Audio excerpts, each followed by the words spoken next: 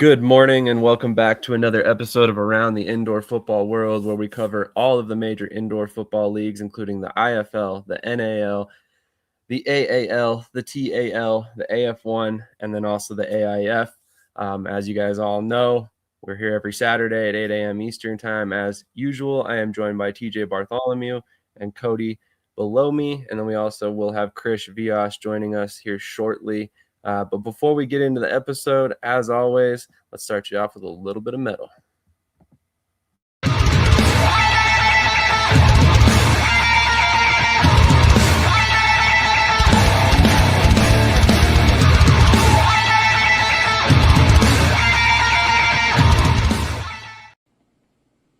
We will be perfect in every aspect of the game. You drop a pass, you...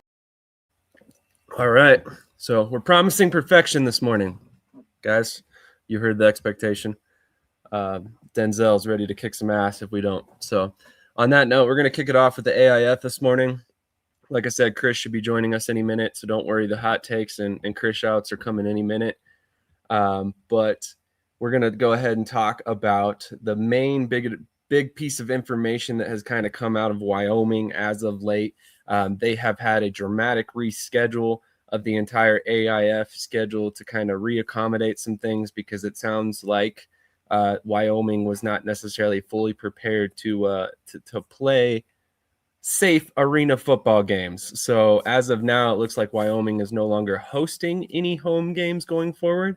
And, maybe that changes later on in the season if they can get the proper equipment in place. But as of right now, it sounds like for the foreseeable future, Wyoming is going to be kind of slotted as a travel team moving forward. So with that in mind, what are your guys' thoughts on the state of the AIF with that move? And then also, how are you guys doing this morning? So we'll go to TJ first on this one.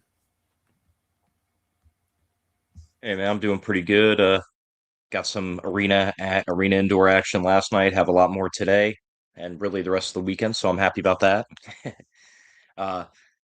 Yeah, the AIF is just continuing to just kind of appear disorganized, unprepared. I understand sometimes it isn't the league per se, it's teams in the league, but you vet these teams, you allow them in. So therefore it is, as a league, it is your fault because you kind of set yourself up for something like this to happen. I don't know how it's going to really help Wyoming out at all, because obviously at your home games, that's where you have a shot to get all your revenue, all your sponsorship money, all the fans following and fanfare and stuff like that. So to be a travel only team, your costs just, stayed the same in terms of going to away games, but now they just increased because now you just added more away games to it, and you're never going to see any of it come back. It's kind of like a worst case scenario to be a travel team in arena and indoor football, because you're shelling out the money, but you're never really getting it back. And anytime you travel as well, you also have to think, what players may not be able to now make the games to play, or even coaches to coach, because now work schedules, everything else. So it's a nightmare for them, and not a great look for the AIF, in my opinion. Agreed. And just one more fact I wanted to throw in here real quick before I go to Cody. One thing that I think might be part of the reason why this is happening for the AIF is a lot of those teams are I don't want to say league owned, but they're owned by one specific owner within the league that obviously has kind of a big portion of the AIF under his control as well. So I think that might be why we're seeing this move by them, and why they think why it might benefit the league as a whole. But with that in mind, Cody, what are your thoughts on the move and kind of the midseason restructure by the AIF? Excuse me. Well, first of all, good morning, everyone. Hope you guys are enjoying the first 5 minutes of the show. For this, it just seems like more cutting corners. This isn't the first time we've heard of, arenas and things like that just not being up to standards. This won't be the last time we hear it. Unfortunately, people are going to try and do stuff on the cheap. I get it. People need turfs. People need dasher boards. People need stuff like that. If the arena's not up to the standard that it needs to be, I get that. But it's more corner cutting and trying to get away with something that I'm not saying like you have to go about it the right way, and the right way can mean something different to everyone else. What is the right way for, I know Ricky just commented, what the right way is for Ricky could be different for the right way for Ron Schertz of the Arizona Rattlers. Who cares? I'm just making examples. This just kind of shows you that this is not the right way to go about it. Like Ricky commented, and you can pull that up, just what happens to the season ticket holders? What happens to anyone that wants to go to these games? What happens to that entire city? We talk all the time about burnt markets and burnt bridges and everything like that. How many times has Wyoming had a team, whether it's the Cavalry themselves or the Gillette Mustangs? I know they're different cities, I believe, but at the same time, like, you're going to put these teams in these, dare I say, isolated areas like Wyoming, Montana, whatever. You burn these bridges enough, the fans will just not show up. You don't have an unlimited supply like in LA or in New York. Enough of those teams, like, it might be the only event in town, but eventually that circus, no one's going to go to if you keep screwing them over. Agreed. And on that note, I did want to throw out there that actually it is the same exact location as the Gillette Mustang, same exact arena that they actually used to play in, the Camplex. So that is definitely a huge factor, and it's something that I didn't really even consider initially, which is kind of silly, honestly. But what does happen to the people who bought season tickets or have purchased tickets already? Do they get honored? Do they get refunded? I'm guessing, given the situation with the AIF right now, we're probably not going to see refunds issued, and I don't want to speak for them, but that's a concern. All of a sudden, then you have more bad blood for this league. So Krish is now joining us, so I'm going to bring him on and then have him give his assessment of the situation. Then also, Krish, how are you doing this morning? Well, hold on, back up real quick. Cody, how are you doing this morning, sir? I forgot to ask you. I'm doing all right. No one in the comments guessed who we were missing this morning. It was Krish. So you guys don't get a sweet compliment. I'm sorry. He showed up before you guys could guess. There you go. Krish, my friend, how are you doing this morning? And then what are your thoughts on this situation? Doing good out here in Omaha, Nebraska. Excited for tonight's big game. But no, I mean, look, the AIF is a joke. It's been a joke since day one. I think, Terry Foster, he has no prior leadership experience in a front office position before. So I think he's just trying his best at this point. And I don't know if they can come back from this. I don't. They keep, like, every single week we talk about them. We talk about a mistake every single week. So for me, there's no coming back, and I don't look at this as a legitimate league at all. I never have, honestly. So that's a fair point. I mean, honestly, there's been bumps in the road since day one, right? We all know it. I want to say, obviously, bringing in a guy like Terrence Foster as the commissioner was a huge move. I think it brought some legitimacy to the league, and it also put somebody in leadership that actually legitimately cares. So I think that was a step forward. But at the same time, like Krish said, I think Terrence Foster is at this point just doing damage control and is limited in what he's able to do. I mean, due to the budget they have at hand, and then also what the reality of the situation is. So I think that's part of the difficulty for him. And, I kind of wonder if he knew the entire picture before he took the position with the AIF. But, he's a longtime veteran in this game. He knows the ins and outs of it. So I think he's a huge hire for the league. And I think they'd be smart to keep him up top there and give him the tools he needs to right the league and get them on the right path. But we're going to run through a couple comments real quick. Krish, correct me if I'm wrong. Our guest should be joining us fairly quickly, right? no, it's in 30 minutes, I believe. 30 minutes. Yeah. Okay. I thought it was 8:30. That's my mistake. So on that note, C-Dog the Goat checking in, excited for the stream. Let's go. Day One Fawn. Then there's Texas Pete checking in. Adam Snow, Sam, good interviews after the Pueblo game. Thank you. I appreciate that, Adam. You've been pumping out some great content yourself, sir. Go check out The World of Football. They have some awesome stuff. They cover a lot of different leagues, much like we do. And they are very closely tied with the Michigan Arsenal, if you're an arena football fan. So Just like the NL broadcast last night, Pete.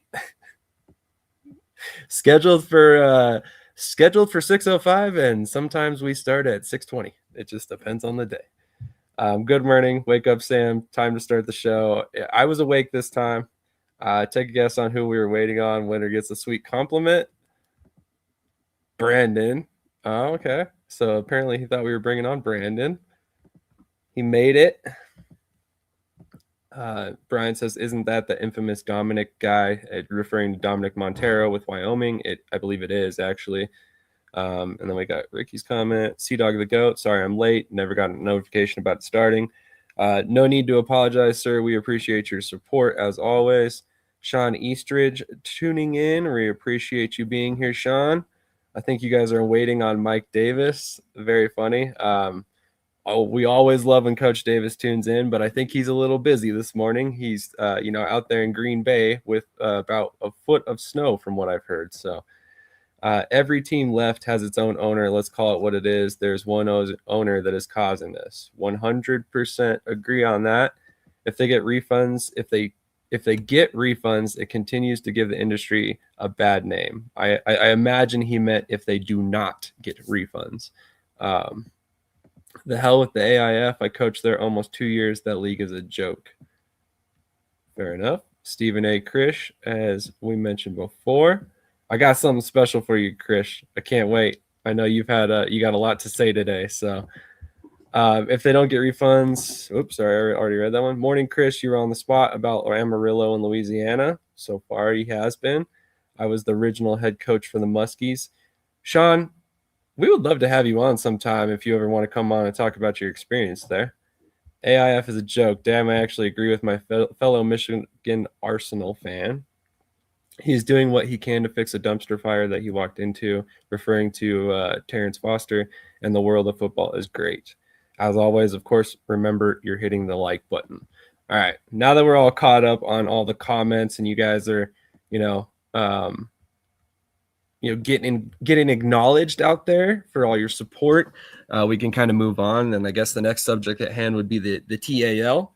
I know we've mentioned here a couple times that there was a lot of concern about the Greenheads specifically not having a ton of movement. Well, all of a sudden, they're very, very active as of late. We spoke last week about the fact that they have started to begin their hiring process of other positions. They hired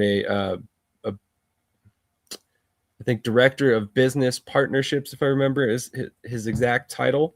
They recently have started to begin announcing partnerships. They have one right now with Fleet Feet and Guerrero, the injury attorney.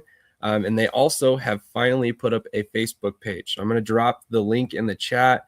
Make sure everybody goes and follows them. Obviously, as we have talked about, we're definitely excited about them coming around, and we want to give them all the support we can. But with all that in mind, let's kind of go around the horn on this one. We'll go to you first, Krish. Were you concerned about the kind of lack of activity out of Monroe or any of the TAL expansion teams for 2026 so far? 110%. We're in March and you're already looking for a head coach. Like, you need to put a team together by May. I mean, that seems like a really difficult. It's not difficult or impossible, but it's impossible if you're trying to be competitive. If you want to make the playoffs, if you want to do all these things, like in March is crazy. So same thing with Memphis. Memphis is a big time market. I wish they announced the head coach in January, December, November, so that person could get out and go in the community. But they're way behind. I don't like it at all. I'm worried about them, honestly. So fair enough. Cody, what are your thoughts, sir? Excuse me. My goodness. I apologize for the coughing. I'm in complete agreement with Krish.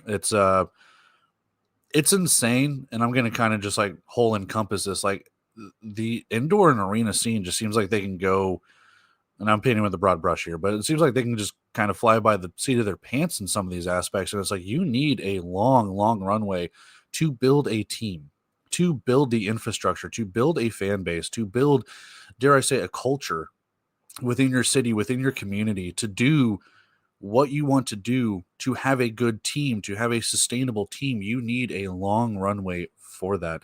And if you don't even have a head coach just a couple of months before the season, I'm not saying it's doomed from the start, but it's pretty damn close. Like, how do you build that? It's kind of rhetorical, but it's also, how do you build that? You get a coach, and in 2 months, he's supposed to have an entire roster filled out.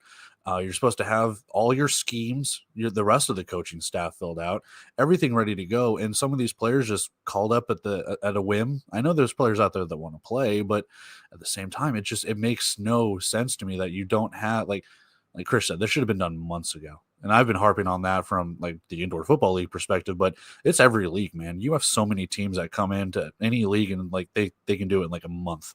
It's insane. That is one thing that eternally frustrates me, is that there's always a delays. And maybe, don't get me wrong, we're well aware of the fact that they're not going to announce things unless they absolutely have to, and they're ready to.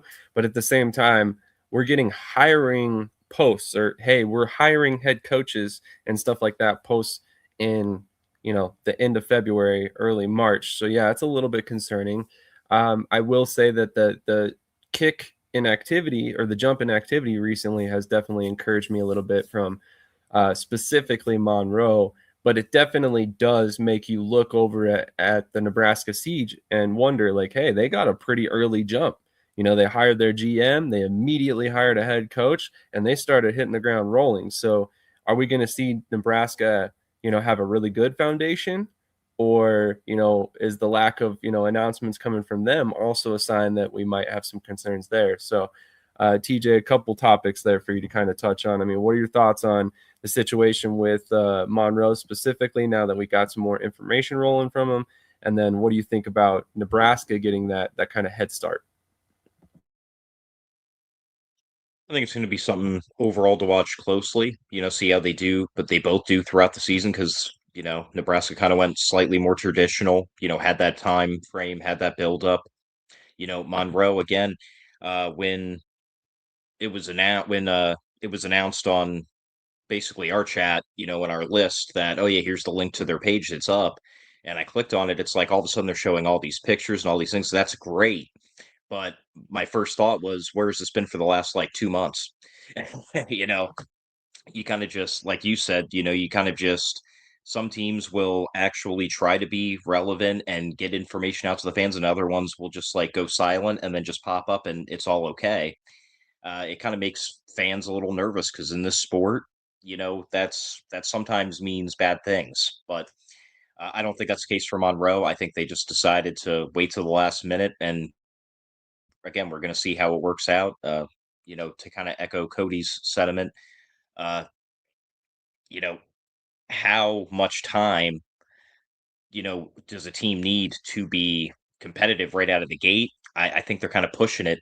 You want at least a little bit of that runway, like he was talking about, to have time to get the fandom, to get the support, but to also get the cohesion and everything else right. They don't even have certain positions filled yet. I mean, it's gonna be touch and go. I don't think it's bad for the TAL, but I think Monroe's definitely gonna struggle more than Nebraska does this season in terms of on the field wins losses. Fair point. Fair point. I mean, obviously, a lot, kind of a lot to unpack there. We're going to get to some comments. We're going to take a quick commercial break, and then we will bring on our first guest of the morning. We're very excited to be joined by Coach Higgins from the Northern Arizona Wranglers. Has a very extensive background with a bunch of different leagues, and was a player, various different things. So he's got a lot to talk about. Very excited to have him on this morning, and we really thank him for taking some time out this morning with us very early. We know he's in Arizona, so it's very early in his part of the country. So we're very excited to have him on. But a couple comments here. Go Beef. As you can tell, TJ, as always, is representing the Beef. And then we have Krish out there in Omaha for the game tonight, which very excited to see all the footage and stuff he comes up with. Seeing the Gillette market burn hurts to watch. It hurts to watch any market be treated the incorrect way. Good morning, fellas. I was finally able to catch you guys from the beginning. We appreciate you tuning in, Coach Golston. Awesome. Coach Eastridge, would love to connect with you. Shoot me a DM and we'll get you scheduled to come on the show sometime. Brian Mathern, yeah, because Tuscaloosa fell through. I'm not sure what he's referring to on that. It's tough, but it can be done. Year one of the TAL, I got the job May 1st. First game was June 1st. Depending on who they hire, he probably has a network for players and I imagine other coaches as well. So that's definitely something to keep in mind. Yeah, Cody, load them up with semi-pro players. Where have we heard that before? For the record, there's still a lot of professional players out there looking for a place to play. And you also have to consider that the TAL starts after IFL cuts, after NAL cuts, and I think even after AF1 cuts, if I'm not mistaken. So you do have a pool of players you'll be able to pick up from, although granted, they are behind the 8 ball at that point. So we definitely do have to acknowledge that. At this rate, the state of Louisiana is going to be 0-18 across all leagues. Coach Waronka tuning in. Let's go. IFL kicks off tonight. Jacksonville is ready for the renewed rivalry with O-Town. Very excited to see that first Orlando-Jacksonville game, and I'm sure Krish will have all the smack to talk. TJ on the campaign trail. Naz should – I'm not sure what – should be getting the L March 28th, I think is what he's trying to say. And then go Beaumont here in the chat. So, like I said before, we're going to take a quick commercial break. We'll come right back with our first guest of the morning, Coach Higgins from Northern Arizona. So stick with us. Lots to talk about. And we appreciate all the support this morning so far. I don't know what we're yelling about! Loud! Omaha Beef Football! Pride Dancers! Rump Roasters! Slaughterhouse! Are you ready? DJ next one. You ready? 3, 2, 1, go! Welcome to the Orange Kingdom. Yeah. Orange Kingdom. Welcome to the Orange Kingdom. Yeah. Orange Kingdom. Welcome to the Slaughterhouse where we run it. Yeah, we really want it. Beef Nation got them shaking. Got a ring and we flown it. Prime Dancers be on it. I bet the competition's no opposition. We come to take and we done it. Ricky is the chief. Saying, let's go beef. Welcome to the Orange Kingdom. Yeah. Orange Kingdom. Welcome to the Orange Kingdom. Yeah. Orange Kingdom. Welcome to the Slaughterhouse. Orange and Black about to win this. Defense stays on attack. You on our hit list. Spiking, blocking, and dumping, jumping out the gymnasium. You want to see the best meet us at the Beef Stadium. Yeah. Orange Kingdom. Welcome to the Orange Kingdom. Let's go beef. Orange Kingdom. Slaughterhouse. Orange Kingdom. Prime Dancers. Orange Kingdom. Let's roll, baby. How many times a week? Like three or four times, maybe. I gotta pump those numbers up. Those are rookie numbers in this racket. All right. Sorry for such the long commercial break, but we are back with Coach Higgins. Coach Higgins, how are you doing this morning? Good morning. How you guys doing today? Doing great. Thank you so much for joining us this morning. I know it's bright and early in Arizona there. Is it 6:43 for you or 7:43? It's 5:43. It's not too early. Ouch. 7 hours into my day. Not bad. Dang. Well, thank you for joining us so early, man. I totally forgot some parts of Arizona is Pacific time, so that is definitely rough. So we appreciate your time this morning. Hopefully you got a coffee handy and you can keep yourself energized while we're talking, and we don't bore you too much here. But I don't think that's going to be a problem because you have had a very, very extensive career, lots to talk about. But what I want to start with is obviously you come to the IFL and the Naz Wranglers in 2026 in a time when the IFL is taking large steps forward in the growth of the game. So I have to ask, I mean, how has that helped you not only from a recruiting perspective, but also from a coaching perspective and just feeling good about the direction the league's headed? Let's put it that way. Yeah, I mean, there's been as you know, a lot of arena football leagues for a lot of years here. A lot of big steps with this Yahoo Sports and all the moves that the IFL has been making. It's a really exciting time. the league has actually been growing and been one of the strongest leagues in the arena football, world, so to speak, for some time now. So from a recruiting standpoint, it's an easy sell. We'd like to think too, as coaches, that's an easy sell when you've got some good coaches and you can, get players to, buy into what you're bringing as far as culture, as far as scheme, and as far as some ways you may be able to help them. But definitely, across the league, there's been some really exciting things like we're talking about here with just the way the league is all. It's like 17, 18 years now it's been in. Teams have all been pretty stable, and obviously last year with Vegas winning it and it kind of spreading around a little bit as the different IFL championships, where they've been and how the league has gone and showcase these players to get them a better opportunity.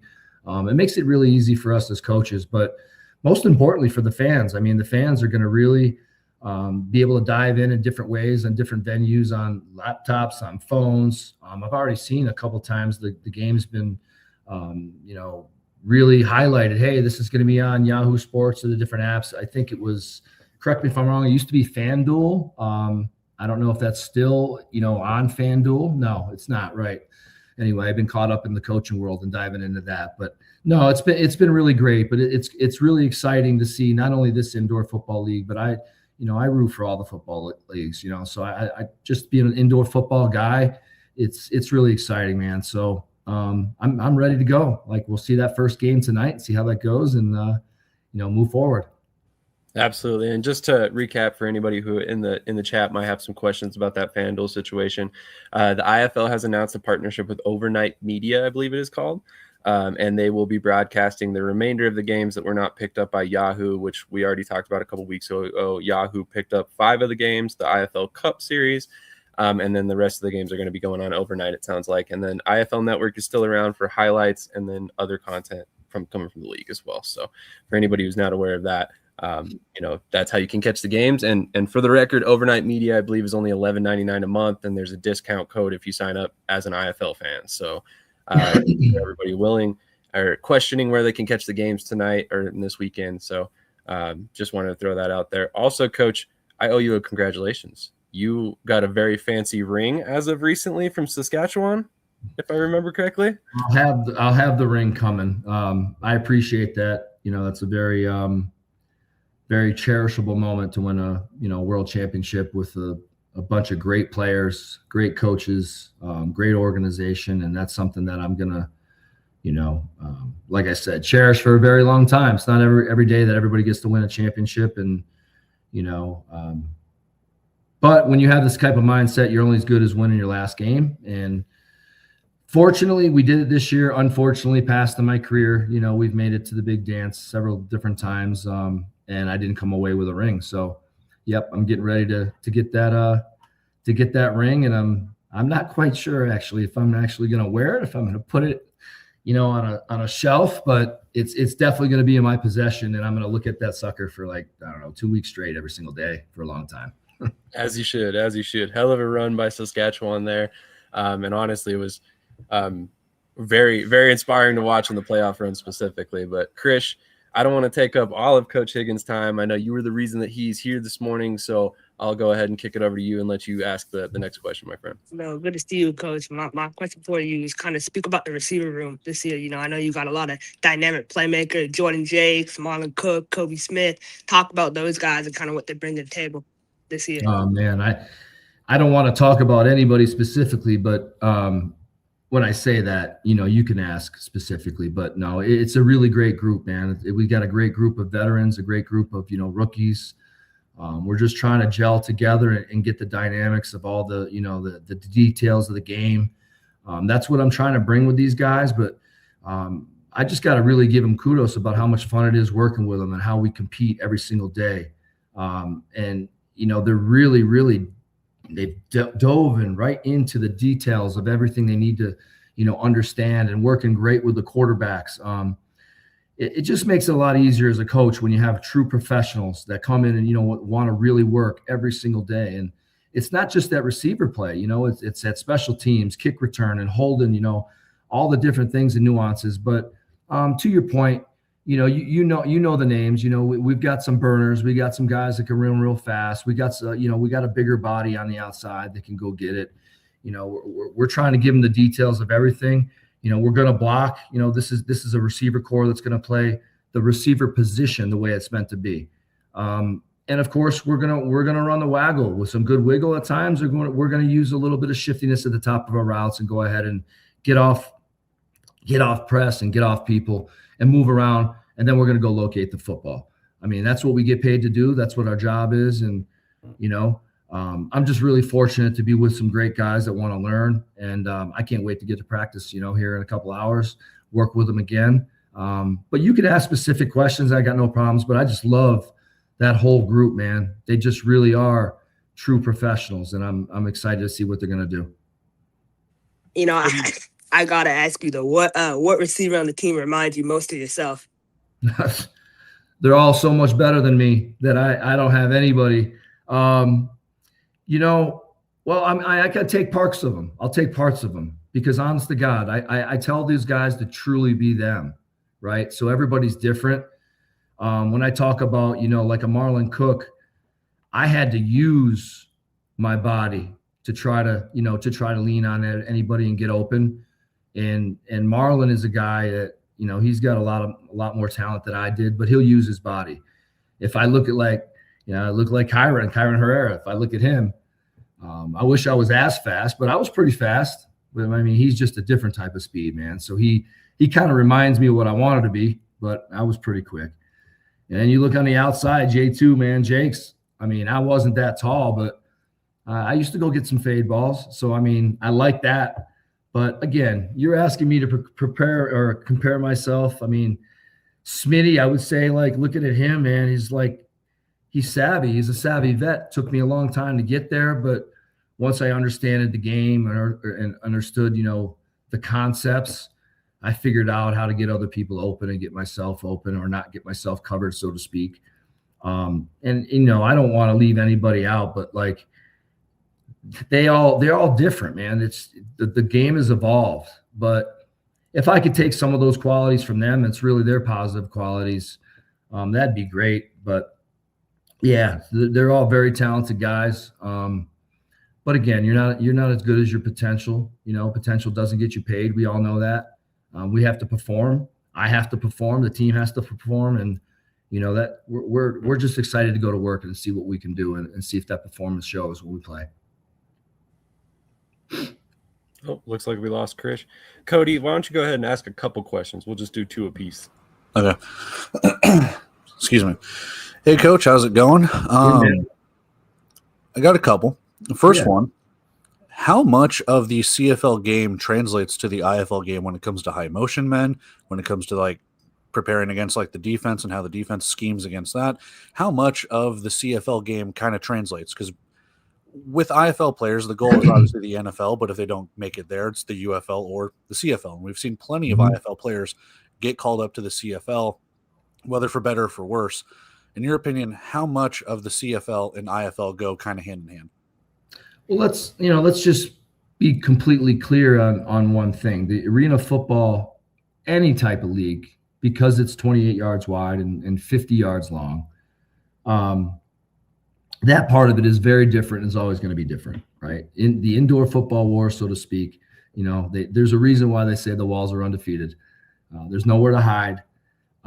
However, when you look at the way that it could be, or specifically the indoor football league, compare it to the CFL, we have 2 guys in motion. Up there, they're going to have 5 guys in motion. Everybody can be in motion. But that's closer than anywhere else. So there's certain concepts, passing-wise, that could be comparable, to the CFL. Now, it is a completely different game. There's a yard off the ball for linemen up there. There's 12 men on the field. But there's some other specific concepts like having a rouge at 1 point, which they have up in the CFL. But when you look at how the IFL, it's I've had to take it in, so to speak, and say things like, well, it's more close to the outdoor game because you can go 4 deep, or you can have a 4-man box, a 5-man box. You can drop guys. So when you look at concepts like that, those things are the closest that you can possibly get to the CFL comparative to any other league that are kind of stuck with certain rules, within their games. Now, with that being said, the running back position, here in the IFL, we use the running back. You run the ball, you throw the ball, and that's very comparable to the CFL. But for those guys that are out there watching this or want to get up into the CFL, I just say it like this, because you look at how many players up in Vegas went last year, or you look how many players got signed previously, or you look at Justin Rankin, who was in Edmonton, and he's, in my opinion, one of the top backs in that league, and he played in the IFL. It doesn't really matter what anybody thinks. It matters what you think. So you want to get your acclimation to football, or maybe to some motion football, and with two-man motion waggle in the IFL as a receiver, so to speak, or any position. Get yourself some film. If you got a coach that's been up there and knows some guys, or maybe you want to go to some workouts after and you want to keep playing, the most important thing is you believing in yourself. You putting some film together and you going up there and saying, this is who I am. So, but that's where I think the game is kind of similar. Even on special teams, depending on how the coaches implement the special teams, if you're doing a lot of the drills and skills and things like that they're going to have to do up there, then the game is similar. So I just excited to be seeing which guy from this team or which guy from the next team is going to make it up there. And, I'll be clapping for them, and hopefully they get their ring. Love it. I was going to say, as a casual Winnipeg Blue Bombers fan, I do like the rivalry that they have with Saskatchewan. So final question here. Final question here, and this is going to be even more beef with you. I have this team for Northern Arizona pegged with 3 wins. Now, it's kind of a sliding scale because I think you guys can win more than that. Sell me on this team. And the reason why I say this, for my personal perspective, I guess, this is a team that won 2 games last year. They've done a lot of turnover, but they have retained quite a few players, quite a few coaches. What is going to be different this year compared to last year in terms of how better is this team going to get? Playoffs, championship, sell me on it. I'm not a big sell guy. Okay. I'm just a guy that goes to work. When you know. So I don't really believe in confidence. It's more about the work you're putting in and being convicted, meaning conviction in everything you do. That's your work ethic, your details. We're not trying to get better, for 16 weeks. We're trying to get better for today. I can tell you that being the underdog is a serious advantage. But I'm not going to sit here and tell you how many games we're going to win, because I know that the next game is the only one that matters. So I appreciate guys like you, honestly, and I don't mean this in disrespect. I'm very, very humble. I care about people. I'm not somebody that's like, going to talk a bunch of junk. No, but this is why you play the game, and these are the things that motivate you as a coach and motivate you as a player. Now, I'll be real. I look at rosters, right, and I know some guys that came back, right, on this football club, but there's no reason for me to look at who was here prior. That's a waste of time. And when I look at San Diego, if that's by chance who we're playing the first week, I don't need to look at anybody other than who is there. So just, to me to sit here and to sell you on how good we are or what we're going to do, I just think that's kind of like, I'm not going to be focused on what I have to do. It's not my job to sell anybody. It's my job to get the players ready. It's my job to go to work today and prepare. It was my job 2 hours ago to go, get my mind right, so to speak, and get up and go for a run and do some organization before I get on this meeting, because I had to, be ready for the day. But once again, being the underdog is a very, very serious advantage. So I know this. I've had the very, very fortunate background of ever since I was, I don't know, 7 years old, other than one team in 2004 that I played on, to be on a winning team every single year. And then, get into coaching after that. And even in coaching, it's great, turnaround programs and all that, but it's not about that, because sometimes you look at records and you see 50% win coaches, or maybe they went to the playoffs, but 60, 70%. And you think, oh, well, they're decent, but how good are they? But sometimes you got to look at how good they are after the person leaves. Then you really know. So you see what happened to those teams and programs after the team lost that head coach. So I look at those things, not to tell you how good I am or anybody else is, but what's very, very important to recognize, and I guess this would be the only sell, when you have much of the staff or a bunch of players, that when you look at where's those places that they were and the ways that they'd won, regardless of what league they were in or what level it was, when the real items that are most important were at the forefront of the program, which were culture, physicality, and details.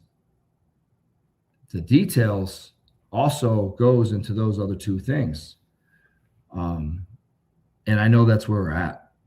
I know that's what our vision is. I know that this is what these players are buying into every day. So I'm not going to, again, tell you how many wins that's going to be or what that's going to look like, but I can tell you that those guys will be there waiting for me this morning, and they're putting those details into every single thing we do. And if you think that we as a staff, Ron James and Larry Hendricks and Mike Mayer and Coach Higgs, if you think that we've got enough background that we know details, then you, my friend, can talk about how many wins we'll have. But it's just not me.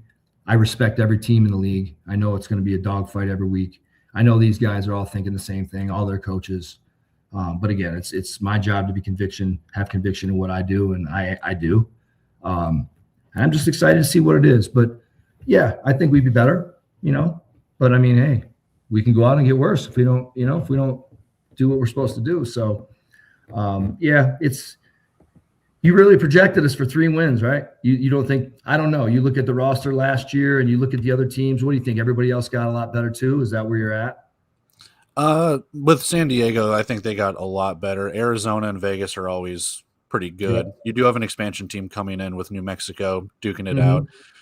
Tucson and San Antonio, I don't know if they necessarily got better. I don't know if they necessarily got worse. The way that I have it is I have it one playoff spot left between you, San Antonio, Tucson, and New Mexico. Yeah. So, like it makes it fun for you, right? I mean, that's what the people love, man. The people love the projections and the spewing of all of that, man. So I get it. Like I said, it's no ill will towards like this team is absolute trash. This team sucks. It's never that. It's always like I can see, like I said, there's some games where like Northern Arizona can pull out a victory. There's some games where I think that there's a game where, and it happens for every team, where it's just like, hey, we absolutely should have won this game, but a penalty or some miscue or something caused us to lose this game. So, yeah, unfortunately, I have it at 3, but I am absolutely looking forward to you proving me wrong with that. Like I said, there's no ill will when it comes to that. I'm not going to sit there and be like, hey, man, this is what I got. Your team sucks. It's never, ever going to be that.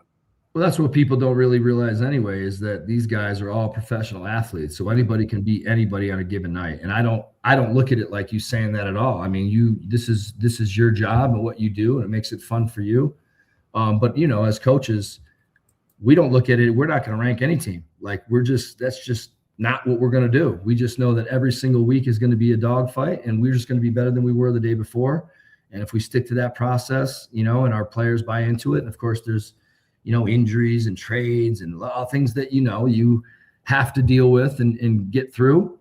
We'll see where it ends up. But, I'm willing to bet that we're going to be better. I just know that everybody else is a good football club, and I respect all these coaches, and there's coaches I haven't coached against that I'm going to find out about as well. But no, I'm excited about it. It's a great, great sport. I'm in a great state. I got a great staff. I got some great players, and I'm going to try to be great every single day I can. As long as you beat Orlando, I think that's what everyone wants. Yeah, well, that's a whole nother story, but it's all good. It's all good.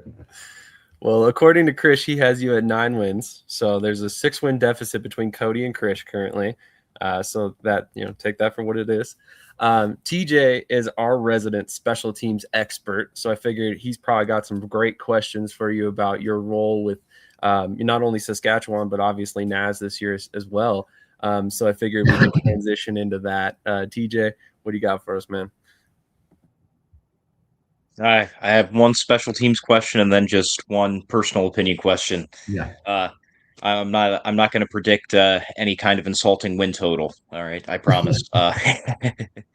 In terms of special teams, you're going from the CFL, which is the biggest field, most players, to indoor, which is overall the smallest field, least amount of players.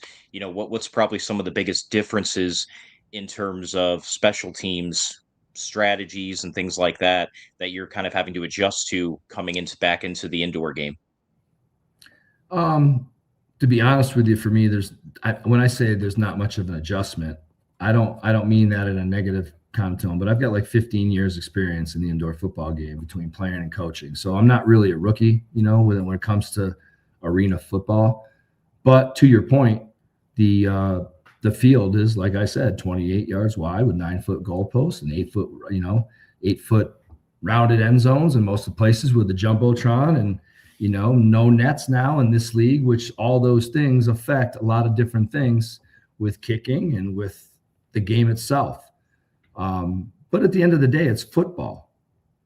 Like, let's be real. Blocking and tackling is the basis of fundamental football. Throwing the ball and catching it is the fundamental basis of passing the football. These are the fundamentals. So, like, when you're looking at the game, I think sometimes guys try to make it too hard.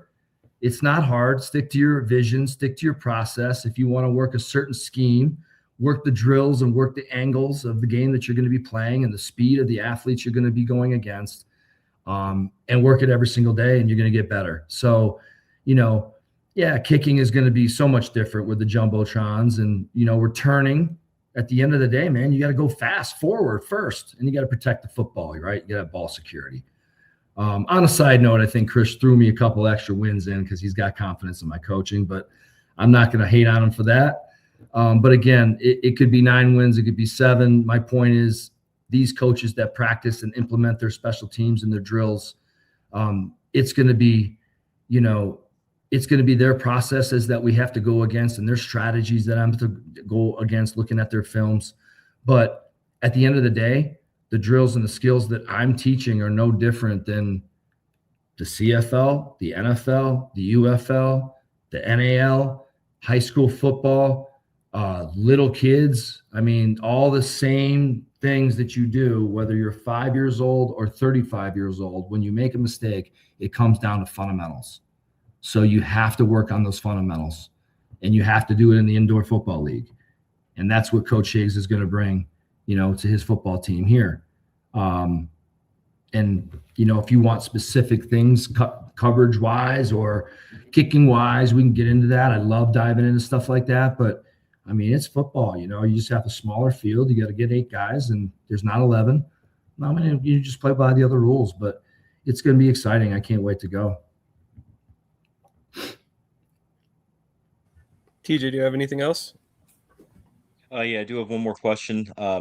Your playing career stretched into, or was during, what we in the sport consider like the greatest time for the sport, not just publicity, but also skill and, athleticism in the league, everything else. You were very modest earlier, but, as a player, you did win multiple awards. So, including Ironman, Defensive Player of the Year, things like that. So I just want to throw that out there. But in your opinion, from when you were playing, when it was essentially the AFL and then AF2, and that was basically it in terms of a national scale, now the current landscape is multiple leagues, everything else. Do you think the sport itself is better set up for multiple leagues, or do you think it was better when it was just primarily one league over top all the others? That's a good question.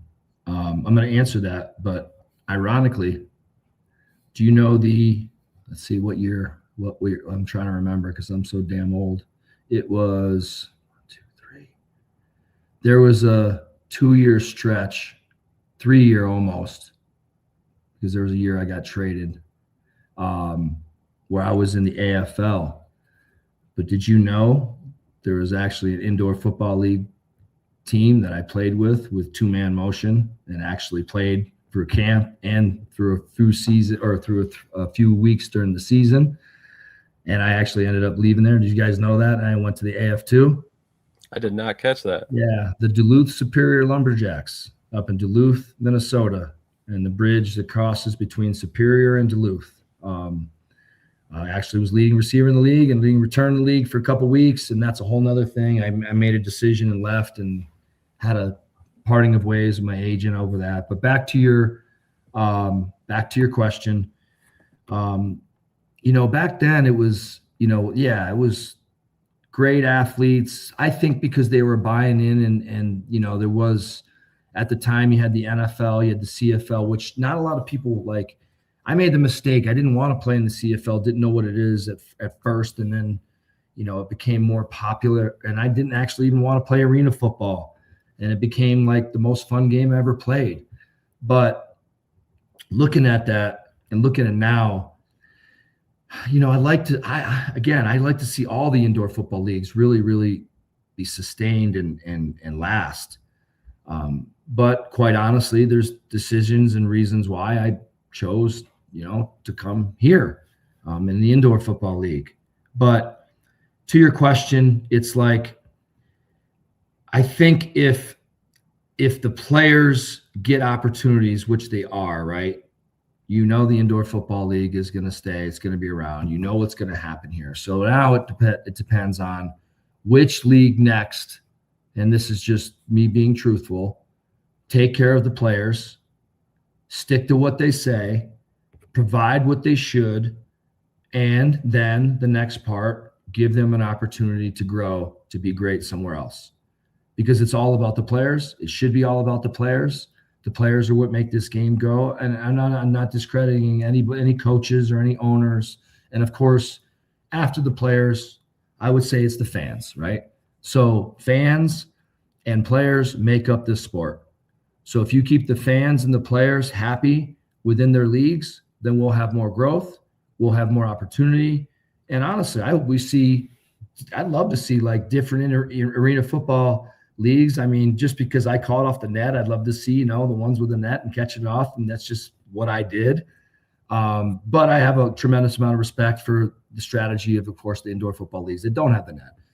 But, you got the NIL, you've got the IFL, you've got the AF1, you've got back then, man, it was like 2 or 3 and you had to ball out, man. It was like, you talk about running 4-4-4-3 and not just that, you had to play multiple positions. I'm talking at the receiver position, linebacker position, DB position.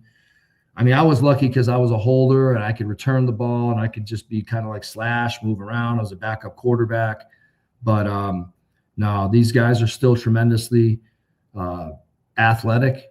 They've got a lot of skills. But I think as the fans like the game and the players get opportunities, it's going to all be about the players for these things to be sustainable and grow. But yeah, I don't know. Like, be honest, you guys, I've been stuck in my CFL world the last 2 years until I got back. Right now, like, I've been just grinding once I knew I've been getting here, and literally sundown to sunnight, just playbook, studying, looking at film.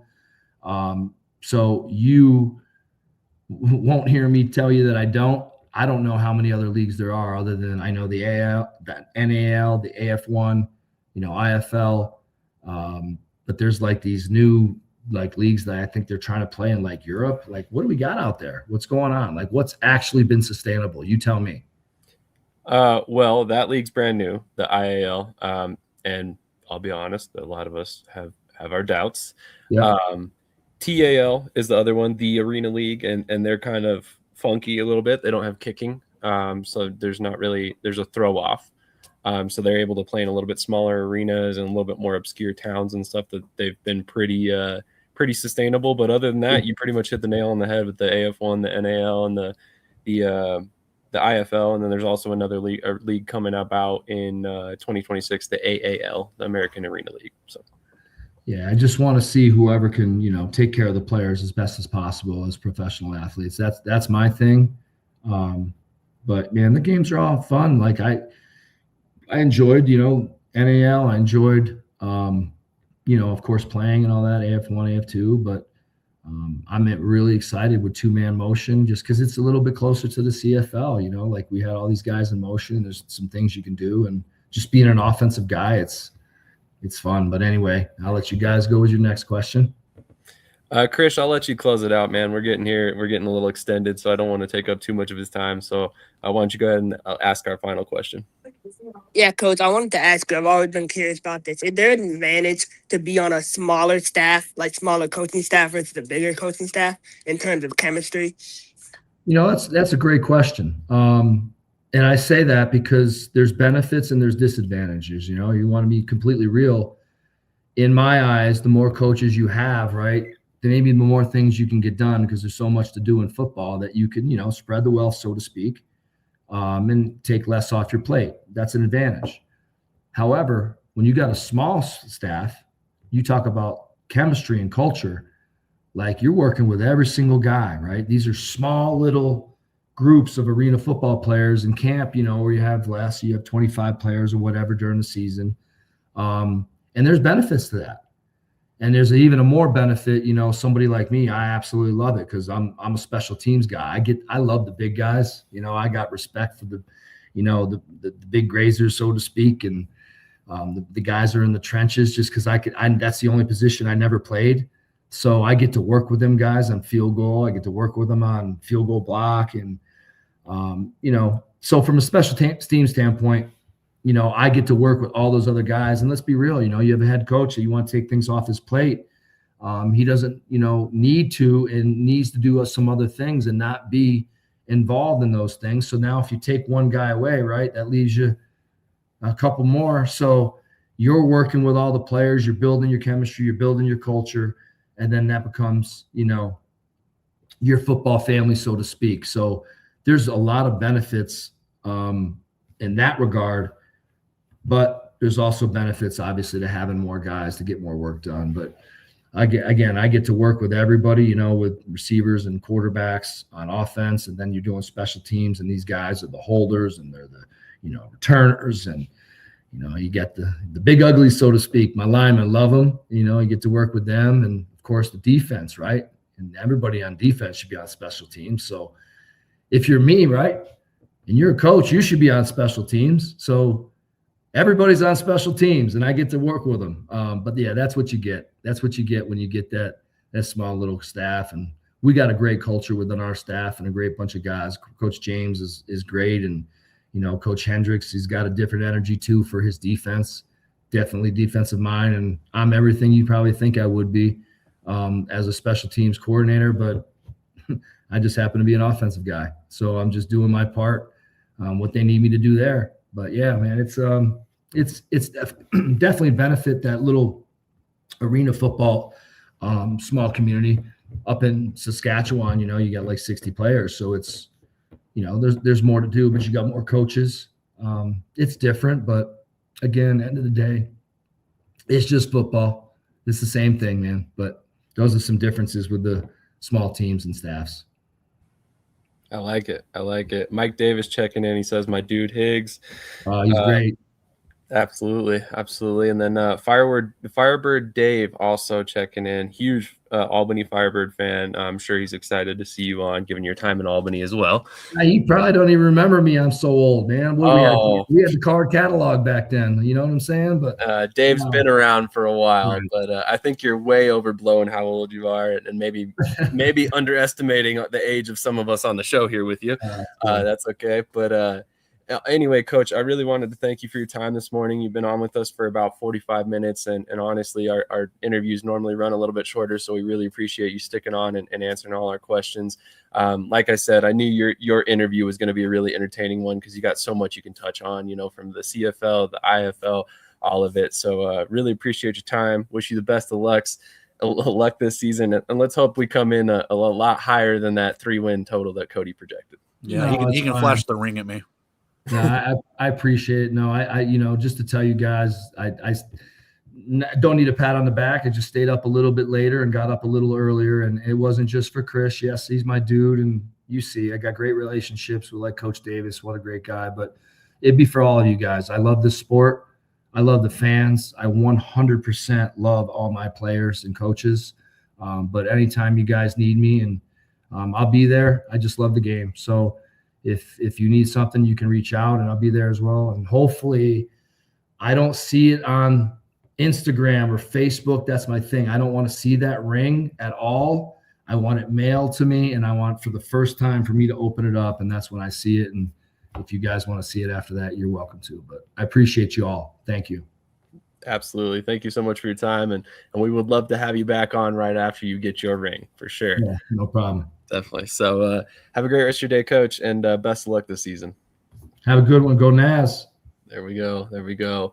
If you're a Wranglers fan in the chat, make sure you drop a like for Coach Higgins coming on this morning. And also, if you happen to see him at a game this year, definitely thank him for giving us the time this morning, because obviously, like I mentioned, great interview, lots to talk about. Always love having on the coaches who can touch on multiple leagues and multiple different experiences, because it just makes for such an entertaining interview. But before we get to the rest of the IFL topics for the day, we're going to hit a quick commercial break again, and then we'll go ahead and jump right into it. We've got a ton to talk about with the IFL still, and we're just going to go ahead and stay on this topic. We've got overnight media contract, the IFL network returning, the Capelli merchandise contract, and then also the IFL roster expansion as reported on Strictly Blizziness earlier this week. So lots to talk about, and we haven't even touched on the NAL, which just had their first game of week 2 last night. So like I said, stay tuned with us. Lots to talk about. You hear that? That's football coming back to Louisiana. The Louisiana Rougarou are storming the arena with speed, power, and non-stop action, hard hits, fast scores, and an electric night out for the whole family. It all starts February 28th. 7 home games, 1 house, the Brookshire Grocery Arena. Tickets range from $24 to $34. Football isn't over.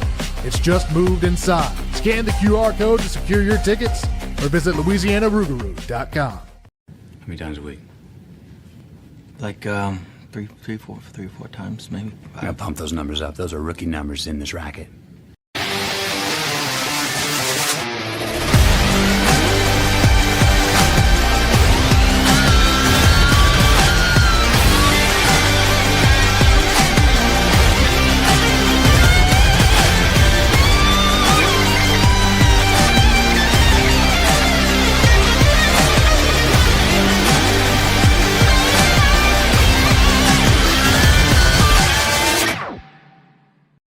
The mountains you climb, maybe stairs.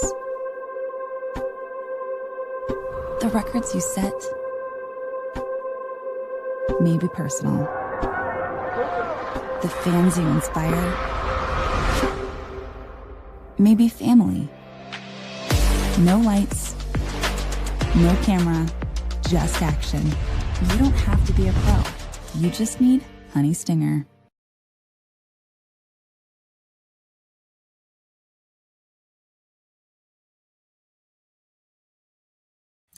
All right. Krish, are you still with us? All right. We'll see if he pops back on. Okay, there we go. So you want to go to NAL real quick because you have to get out of here? Okay, cool. So I apologize to everybody watching. We will transition over to the NAL briefly. Krish has to get out of here. Obviously, as mentioned before, he is in Omaha for tonight's game. So stay tuned for that. I'm sure you'll see him on the sidelines at some point during the broadcast. And I'm sure we'll be getting some pictures and videos from him at some point from the game. But we'll go ahead and transition over to the NAL. Obviously, as mentioned before, they just kicked off week 2. They had a Friday night game last night. If you did not catch it, the first quarter or so, they actually had 2 games last night. The first quarter or so of the Southwest Kansas game had some issues with the stream. However, the Amarillo game was very well broadcast. The stream was damn near perfect. The field looked great. And then on top of that, Sioux City looked like a well-oiled machine at this point. But let's go to Krish first. What topic specifically did you want to start on, and what are your thoughts on the two games from last night? Yeah, I'll start with Amarillo and Sioux City, man. I mean, Lorenzo Brown, talk about amazing. He had 5 incompletions and 5 touchdowns. He looked so stellar, over 168 yards, 25 on the ground. Amarillo is terrible.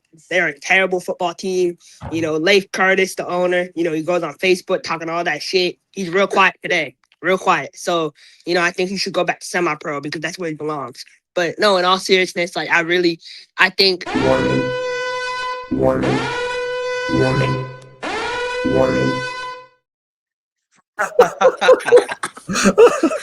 That was crazy. No, but honestly though, like I really think they need a complete culture shift in Amarillo. I mean, they have Coach Blakely, he's suspended. So Coach Anderson, J.A. Anderson is taking over for the first 5 games. And that's already not seeming to work out. So obviously prayers up to Tyler Shaw, the quarterback for Amarillo. He suffered a really bad injury. Really hope, he's able to get back on the field here next year or whenever. But Sioux City looked good. They look good all around. I know it's against Amarillo, but that offense, I mean, they were a lot more creative on offense than we've seen them with the jet sweeps and the motions and all the different things. So great to see that for Sioux City. If you go to Southwest Kansas and Louisiana, like 12 points in the first half for Southwest Kansas, I was like, I'm watching this game. I'm like, it's Coach Thomas. Did he take a Zen this morning? Like, why is he not calling the game the right way? But he was able to turn it back up in the second half, and they scored 12 points. Louisiana is another mess. They scored 6 points in the second half as Wilson threw 3 interceptions. But, Steve Walters is taking a really hands-on approach with that franchise, and I expect him to make serious changes going into Amarillo after the bye week. So I expect you could see some coaching changes. You could see some more roster movement. Everything is on the table for Louisiana. In terms of Southwest, man, I mean, they need to do a better job. That offensive line, man, oh, my God. They need to do a better job protecting Struck. I mean, he's getting hit way too much. But the ball release for Struck was a little shaky at times, So I'm kind of confused on why that is, because that's usually his biggest strength is his release, right? So what's the disconnect there? But no, I think the running game looked great. Oh my God, I'm blanking there. Running back for Southwest Kansas, Jaden Sutton, yeah, Delaware State. Great pickup for them. 4 carries for 38 yards. Dynamic. They added Jelani Baker on the other side of D-Wash. So they had pieces. D-Wash made a couple, drops. I was a little disappointed to see, but he still scored 2 touchdowns. So they look good. But Louisiana has a lot to change. Southwest has a lot to change. Southwest needs to come a far way if they want to be a contender in this league. Far, far, far. But another thing is I'm not even gonna reply to this comment right here. But another that's crazy. Another thing is so man, Coach D made me lose my train of thought. What was I gonna say? No, so defense. Yeah, Southwest defense. Jalen Knox, 3 interceptions. Ole Miss. I mean, that was your SEC DB coming alive last night. So that was a good pickup, man. I mean, I've been really critical of Southwest Kansas defense all off season. But I mean, so we say let's see. The yeah, you definitely did. How about the Rue kicking? I mean, look, man, Michael Blair, I think he doesn't prioritize kicking. He prioritizes the offense. He's an offensive guy, and it's biting him in the ass real quick because they don't have a kicker. They cut the kicker earlier this week. They didn't find a good replacement. But Southwest kicker, man, oh my God. Where did they find him in the cornfield? Like, he's terrible. So, like, I think Coach Thomas, man, like, shortcuts are crazy. But yeah.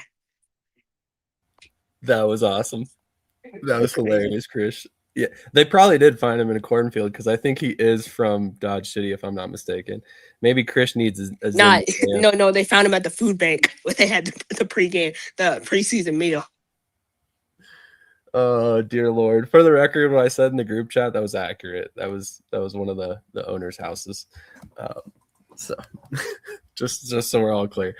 But yeah, man, I don't even know how to transition from that. But Cody, what were your thoughts on the games this last night? The games were good. I can't top that. I don't know how else to go about that. The one thing I would say is when you look at the scores between these two games, you almost think that they should have been reversed. Like it should have been like Southwest Kansas doing that to Louisiana, or like that would be like the consensus. And then maybe people thought that the game would be closer between Amarillo and Sioux City, and that can be further from the truth.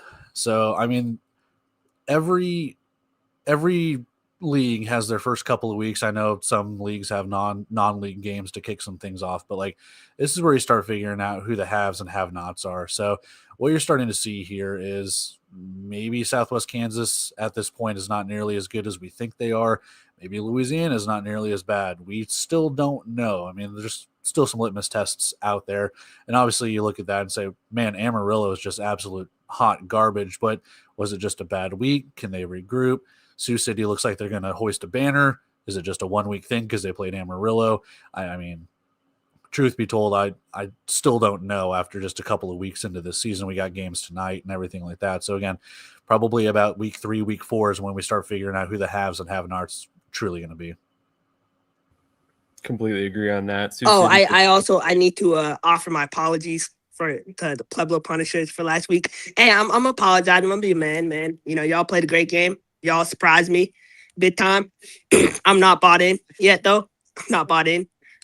You guys still have a long way to go if you want to contend for a championship. So all that talk after week 1, man. Let's see you tonight. You know, I came all the way, like 20,000 miles away to watch this tonight. So I get to see y'all in person, and we'll see how good you are. So let's just leave it at that. Don't act like one game is your championship game. So. Boy, that's the story of my life. No respect. No respect. Just no respect. Pueblo Punishers blow out your MVP, or not blow out, but take a commanding lead early and never let up the entire game. And they still barely get a modicum of respect. But, you know, honestly, though, they offensively, they showed, you know, they can make plays. 100%. But so my biggest thing is, for me, you know, for Colorado, they came in that game, and I'm not making any excuses for Colorado, but the fact they didn't prioritize the D-line a little more. I mean, they had 4 healthy D linemen, they had 3 healthy DBs. Like, that defense needs work. Hi, how are you? This is funny. Krish had to apologize as he's going to see them today. Didn't know Krish was in Dubai. That's funny. Greetings from Fishers, Indiana. Hey, if you're in Fishers at the game tonight, make sure you go see Off the Wall, our boy Trey. He will be in the arena tonight for the game. So we got, you know, indoor and arena football coverage all over, hitting all these games out there. So definitely make sure you're checking in with all these guys. Trey, how much fish could a fisher's man fish if the fisher's man was in Fishers? Man, I can't even say that, let alone, you know, try and answer it. TJ, what are your thoughts on the game last night? And then we'll get to, you know, some other comments. Yeah, man. If I think the Amarillo game, number one, broadcast wise, it was great. Their setup looks phenomenal. You know, again, we discussed it. We've discussed it during the off season. I think one of the owners even touched on it. You know, how they were going to have to win the fan base back over because they've been burned a few times. The arena wasn't completely empty, but it also wasn't filled up either. But I'm assuming that that's probably going to get a little bit better the more games they play, the more that they show that they are here to stay. Again, their setup was professional, their uniforms were clean, so they do not appear to be a team, you know, kind of hanging on the brink. So that should give fans some reassurance as well. I think if Shaw doesn't go down or super early in that game, it isn't as much of a one-sided game as it was. I don't think Amarillo is necessarily that bad, but again, the Bandits, man, they proved that they are one of the better teams because they didn't let up. They just continued to stomp them down, basically. You know, the Louisiana game, you know, it's kind of like what Cody said, you know, is it one team isn't as good as we thought they were, or is it one team isn't quite as bad? I'm thinking the Storm are still a very strong team. I did not in any way, shape, or form take them off of my mental playoff bracket because I think they are a playoff team this year. But I think Louisiana is better than people are giving them credit for. Last week went into overtime. Last night, one score game. They're on the brink. They just can't seem to get out of their own way. So now it's from this point on in a 2-game snapshot moving forward. Do they progress, get better, and start to stack a couple wins potentially, or do they start to slide off and the losses get worse scoreboard wise? That's something to watch for. But I truly, at this point in a small snapshot, don't think Louisiana is quite as bad as a lot of people are not giving them credit for, I should say. I don't think they're bad, but one thing I'm concerned about is Southwest D line, man. I mean, Jamel Wayne, like, what the hell is he doing, you know? But it goes back to the undisciplined behavior, you know, with Southwest. And that starts from last year, too, you know, in a costume game. So they need to be more disciplined. Yeah, but last night's game too, at the same time, I was thinking to last year, there were a couple games that Southwest Kansas you felt like they had or they could have had, but they let it slip away. Last night, they did not, though. I felt like it was almost like a little bit of a turning point for them because they got the score to take the lead, they held, and then they ended up being able to control the ball, run out the clock. That's something that that's something that they weren't able to do all the time last year, but they were able to do it last night. So I think they've improved personally. Fair point. Fair points around.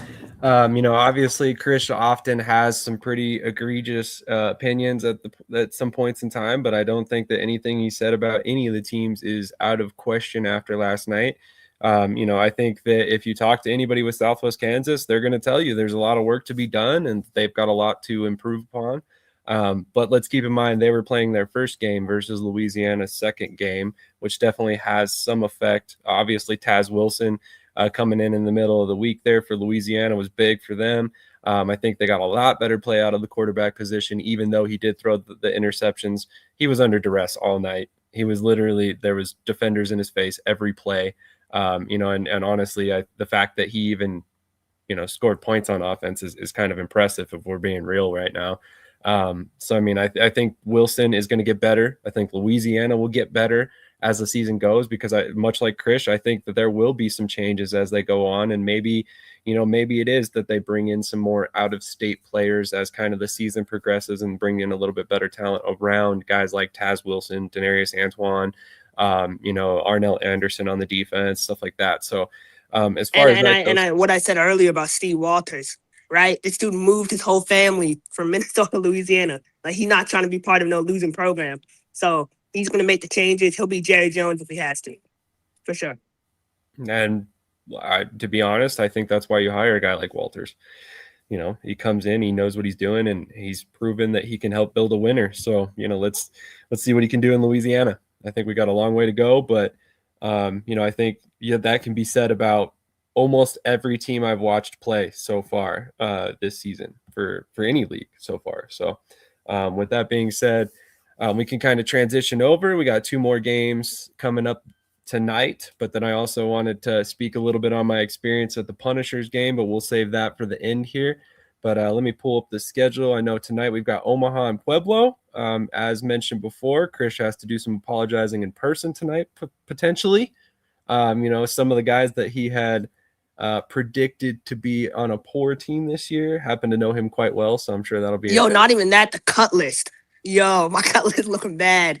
Only 3 out of 9 guys got cut, so I gotta kind of bite a bullet on that. But hey, man, to be fair, you admitted it, right? So it wasn't the greatest cut list, but at the same time, whatever, early preseason predictions, right? Not everything's going to be right, but we also have Colorado versus Dallas, and there's a little bit of extra wrinkle to that game as Colorado has picked up the kicker that kicked the first quarter for Dallas last week. So that kind of adds a little bit extra spice to this matchup. So with that in mind, Krish, before you have to get out of here, man, what are your thoughts on these 2 games tonight? What do you expect out of the Pueblo and Omaha game as well?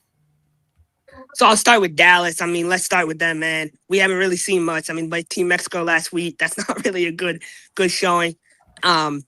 But with Paxton Lynch, I thought he played great. And I mean, I think, you know, he made mistakes when they dropped all 8 in coverage. That was a terrible throw by him. But other than that, man, he played a great game. And, you know, Omaha had some great receivers.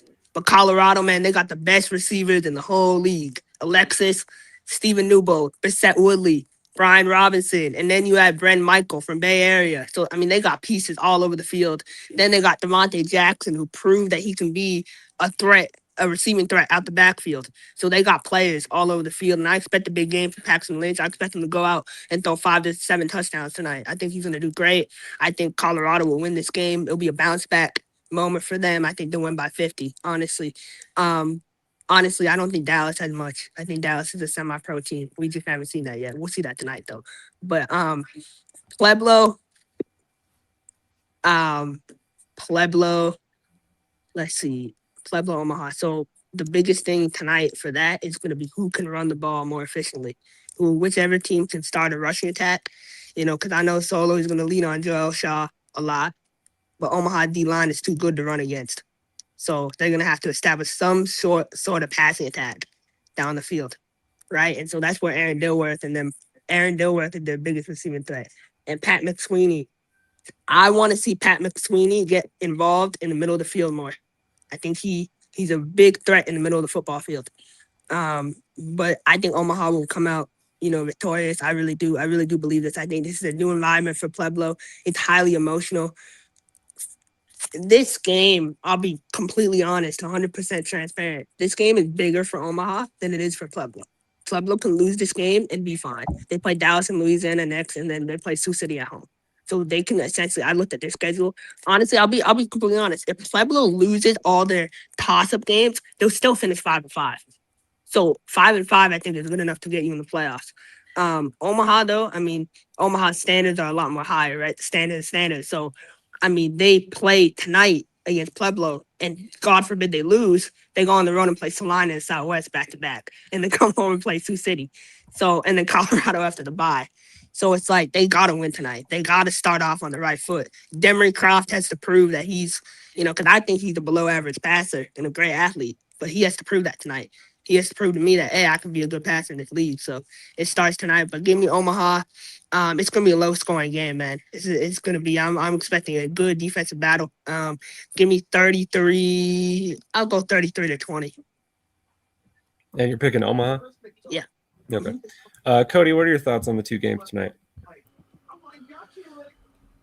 For Pueblo and Omaha, it's kind of like what we've touched on.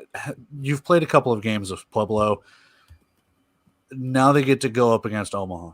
Is Omaha the buzzsaw that they have been for years and years and years? Is this a turning point? I'm not so sure. I think Omaha can win this game. To Krish's credit, I think it could be a lot closer than some people think. I could be more low scoring as teams trying to feel each other out. I know Omaha's played their non-league preseason, but at the same time, I just don't know. I think Omaha can win this game. I just don't think it's going to be a blowout. As for the other one, I don't know, man. Dallas, they look good in their non-league game, but this is not a non-league game, man. So I can see them falling on their face. I'm going to be 100% honest, and this is going to sound crazy. This is a hot take too, because I'm kind of fired up this morning. You don't say. I love Coach Shaw, like that's my boy, but if they lose, man, that he's not getting back on the bus. I'm just being honest. Like you cannot go down to Dallas. This is a must-win game for Colorado. Must-win. Yo, you went into Pueblo last week, and we all thought. I mean, I thought they were gonna get. I thought Colorado would wreck Pueblo by 20. And then you lost that game. Come on, man. Like, you had an offensive coach calling defense, dog. Like, James Terry never called defense in his life. And he dialed it up. So, you know. Well, let's keep in mind that Terry wasn't – yes, he was calling plays on the field, but he was not necessarily the coordinator, right? Everything was already installed, from Tay, obviously. And I'm not taking anything away from Terry, because I think for the fact that he had never called a defensive game before, he did a great job. But at the same point, I think you're taking a little bit away from the team if you're strictly saying that that was all on Terry. Like they have a lot of good talent on that defense, and the defense played really well throughout the game. So I think that we should, give a little bit more credit to that defense for sure. But on that note, TJ, what are your thoughts on the two games tonight? And then we'll get on to some other topics. I feel like what Krish said is kind of spot on for Omaha. I think it is a big game specifically for the Beef. If they win, then everything's going good. I honestly think it's going to be a little bit closer than he's giving it credit. But I think ultimately they do pull the game out. But man, the Punishers, I'll tell you, after last week's game, I was instantly nervous about this game tonight because they really showed that they had a lot against Colorado. So I think it's going to be a down to the wire game. May even come down to a final possession or two in the game. But I do think Omaha, obviously as a fan, I'm biased, but I think the Omaha Beef are going to pull it out in the end. On the other side, man, this may be a must win for Colorado after dropping a league game last week. You drop a league game again this week if the Bulls pull the upset off, and all of a sudden in a 10-game season you're 0-2.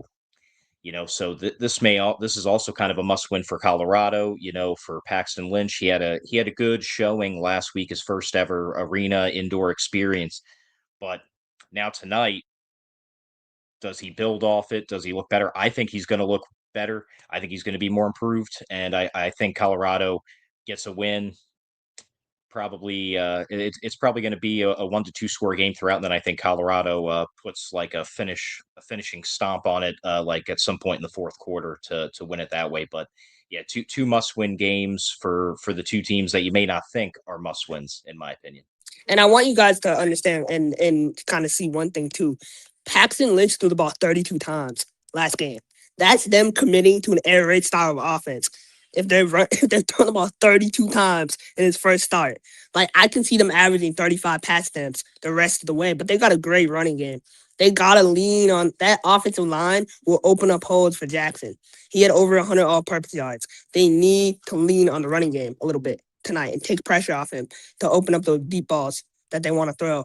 But one other thing too, tonight's Omaha game is going to come down to what I said, whichever team can run the ball. But Pueblo's offensive line, I mean, they're beaten. I mean, Jeff Luck playing offensive line, like he does have experience, but they only have 3 offensive linemen coming in this game, going against the Omaha defensive line that has 5 guys and that rotates consistently. So we'll see if that plays a factor down the line too. No, I think that's a great point. I think that is going to play a factor. I mean, when you can keep your defensive line fresh, you can keep effective pass rushers on the field throughout the game. And then you have a lack of depth on the other side of the offensive line. You could definitely wear those guys out real quick. It was almost like last week, though. Sam Hammond, I mean, you were at the game. You saw he got a little dinged up in the first quarter. He wasn't the same after that. But Tyrell Thompson, I mean, he played one hell of a game. So he did. He really changed the dynamic of the offense after their preseason game where it looked like they were getting a little pressure through. But I will say there's still room for improvement on that Pueblo line. Like I mentioned, in my post-game interview with Josh Hollins, there was a lot of different times where he would have to roll out and find a throwing lane, and he did it with perfection, damn near. I mean, he was 19 of 23 on the day, 5 touchdown passes, 1 interception, over 225 yards passing, I believe, and ran a couple times as well. He's a guy that I think, he's hitting the stride of his career where, like I mentioned in that interview, his game has really slowed down for him. So I think he feels comfortable there in Pueblo. I think he understands that he's the guy. Brandon Kyles is no slouch behind him, so he definitely cannot, have too long of a leash there. But at the same time, I think that he proved in week 1 he can be the guy, especially because he gets to play, in front of family and friends. I literally, when I pulled him aside to do his interview, he literally said, "Hold on, give me a second. I have to go say goodbye to my mom before she leaves." So I imagine that to him is more valuable than anything he's experienced prior to this in any stop prior. So very excited for Pueblo finding their first win. As Krish said, I went there with the expectation that Colorado is a very, very talented team and could very well beat Pueblo, and Pueblo came out and proved a lot of people wrong. And I will say this, look, and this is no slight at anyone. I mean, AD, like those over-the-wall touchdowns were amazing. AD, my boy's going to do what he's going to do. But at the end of the day, like, you got to run the ball in the end zone this game, right? Like, they had a chance. They were 56-39, and Solo decided to dial it up from the 3-yard line, and Hollins threw a pick. You know what I mean? Like, stuff like that, man, you got to run the ball because these DBs for Omaha are experienced, right? Ponce, Trey Dudley-Giles, Chris Perry, like, all these guys have played this game before. So if AD's one-on-one with TDG, who's played forever, it's going to be a different matchup than him being one-on-one with Steven Newbold or Brian Robinson, someone who never played the DB position before. So you're not wrong. You're not wrong, and that was definitely a factor in that secondary. And there were some blown passes and blown coverages in for Colorado that led to some of the touchdowns that Hollins threw. I mean, I will ask you this: how much separation was McSweeney getting per route? You would say was he getting good separation, or was it close? I don't think with him it was much separation. It was just the ball placement a lot of the times. Hollins was throwing the ball in front of him on a crossing routes or, stuff like that. He was coming across the middle and he would get a step on a guy or just body him out or whatever it may be. And let me tell you, like from seeing McSweeney up close, he does not look like a tight end. He looks like a wide receiver. But anyway, we're not going to spend a ton more time on all that. We did want to pull up a couple pictures. You guys probably have seen some of this stuff. Coach Shaw politely asking for offensive pass interference in the end zone after one of the touchdown passes, and the ref saying, I can only call what I see, man, which I thought was very funny. Here's me with Commissioner Brandon Eichard. Those Pueblo Punishers helmets are awesome. I love them. I think that was, obviously the Spartans, I've talked a lot about them. I love the way their jerseys and stuff look. Here's Josh Hollins nice and up close before the game and warm-ups. Paxton Lynch barking at some kids that were right next to us. It's funny how quickly my opinion of Lynch changed because early in the game, he was yelling back and forth with these kids, and these kids were heckling him the entire game. Don't get me wrong. But at the same time, he yelled at him, and I was like, man, this guy is entitled. It comes off the wrong way. And then, later on in the game, right before halftime, he comes over and he's dapping up all the kids and, he's asking them if they're having a good time and just being like the nicest guy in the world after these kids have done nothing but call him a bum all game. So immediately my opinion of him changed, and I got to have a conversation with him after the game. And I can see why Krish is such a big fan after his interview. He is a pro's pro. He's very humble. A very nice guy, very respectful, does not act like he's bigger than the moment or anything like that. So it was awesome to kind of see that from him. Yeah, and a lot of people think, I talked to him 30 minutes after our interview too. Like, a lot of people think he's coming in and not taking this seriously. I know he wants to win a championship badly. He's putting everything into this, and you saw that. First game, 5 touchdowns. He's just going to build and get better. I promise you. Yeah, 100%. And, I thought it was interesting too. You asked him in your interview if he was going to be willing to run the ball. And he showed that, right away. He was not afraid to scramble. He was not afraid to bail out of the pocket when he needed to and try and find a passing lane. And, I think he took some chances in the passing game that maybe he might not, moving forward. But I think a lot of it, I think his performance for his first game in arena football was very admirable, to say the least. So as far as that goes, like I said, we're not going to spend a ton more time on it. Just really wanted to shout out the Pueblo Punishers. That game day experience was great. The crowd was invested. They were loud. They were making noise all game long. And more importantly, one of the things that I like the most is that the merchandise, I just pulled up some pictures there, but they had every piece of merchandise you could possibly imagine. And now they're getting trading cards, which was one of our topics for today. So just another thing added to Pueblo for them there. And they seem to just have, they just get it. They looked like a team from the arena experience that had been doing this for years, not a team that was hosting their first regular season game. So, and I will say I've noticed the growth, in the coaching too. Solo, when he first started in Wichita, man, he ran a zoo, an unprofessional program, but he's come over to Pueblo, man, and you can tell like he's growing as a coach. So it's good to see. But, obviously that comment this week was, I felt like he took 2 steps back when he had to add that little slight at the beef at the end. But no, I just feel like it's going great. The fan base is embracing the team. You love to see it. You said it was what, like 60 to 70% full or something like that? I would estimate about 60%. Yeah, I think it might have been a little bit over that because of the way the arena is oriented. So I think some of the seats were closed off and weren't going to be used no matter what. But I could be wrong on that, and that was something that I never asked Lisa. So please don't quote me on that. But yeah, I think overall I was very impressed for the amount of fans that were in at their first game, and I think after getting that win and the way they came out, the production value, everything you can possibly look at from a fan's perspective, I think it came out and did what the league needed it to do and what the Punishers needed it to really grab a foothold there in Pueblo. First game, 60% capacity. I think really that the sky's the limit down there if they can continue this. So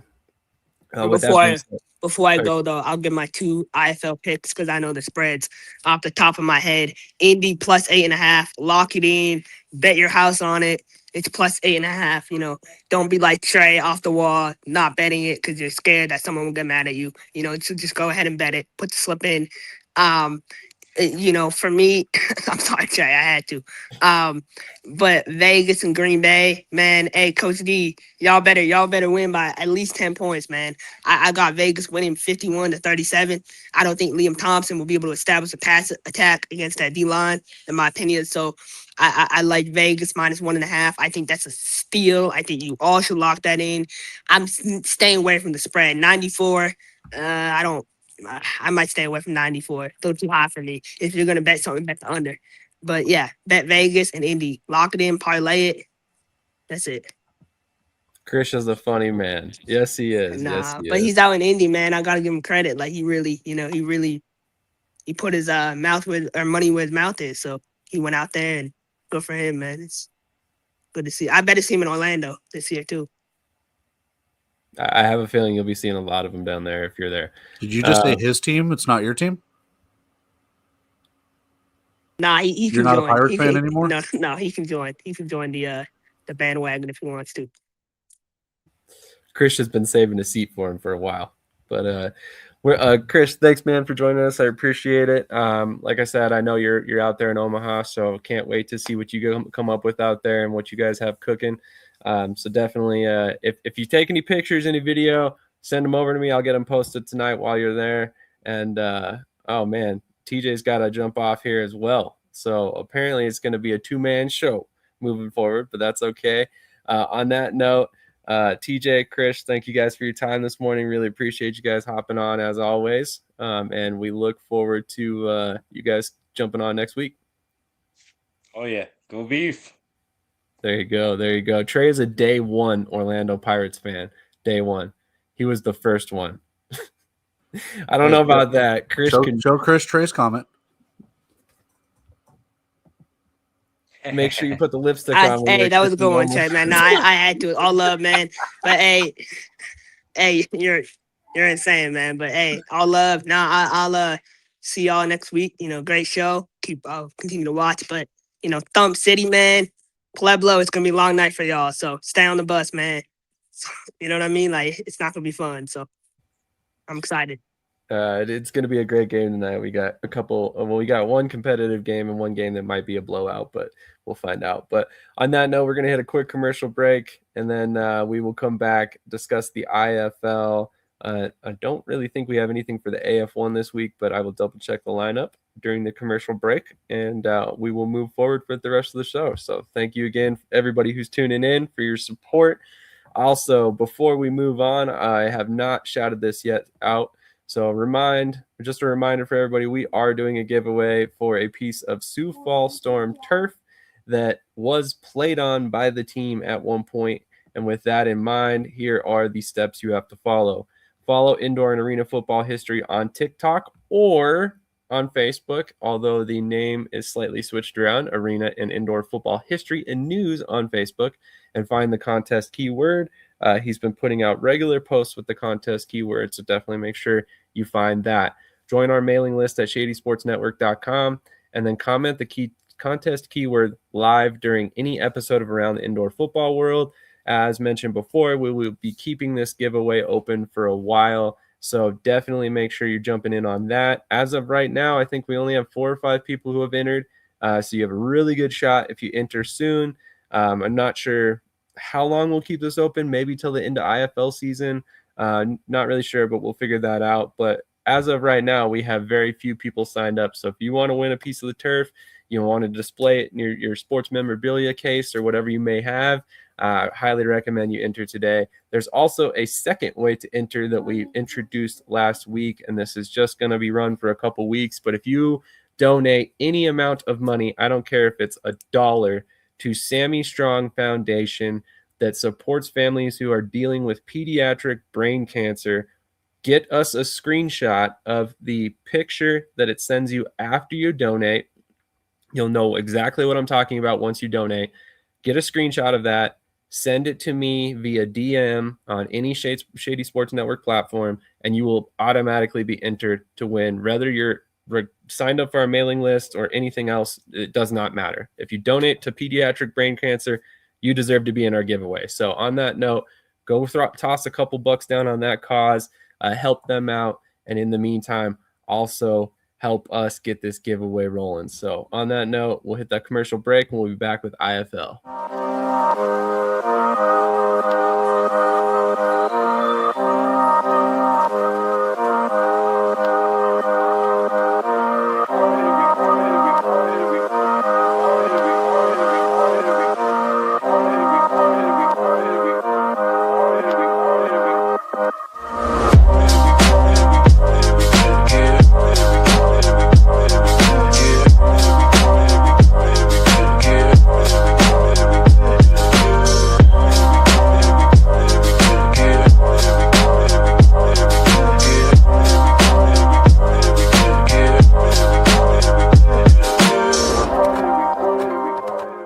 How many times a week?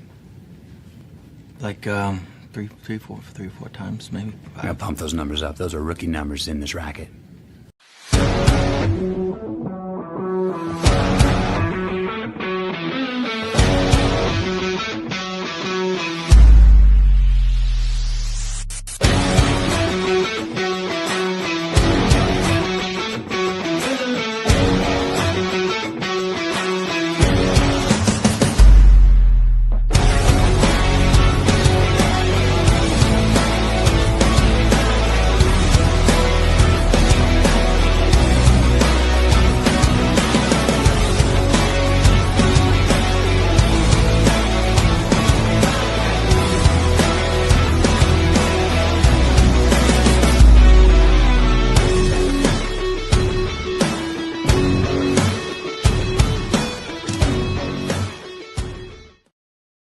All right, we are back to talk about the IFL, which is probably the perfect topic for you and I to be discussing here at the end of the show. Oh, and it looks like we are joined by another special guest real quick. Hopefully he's here to talk about some IFL, though. What's up, CJ? How's it going, man? What's up, fellas? How we doing? You on your way to the game? No, it's a little early for that.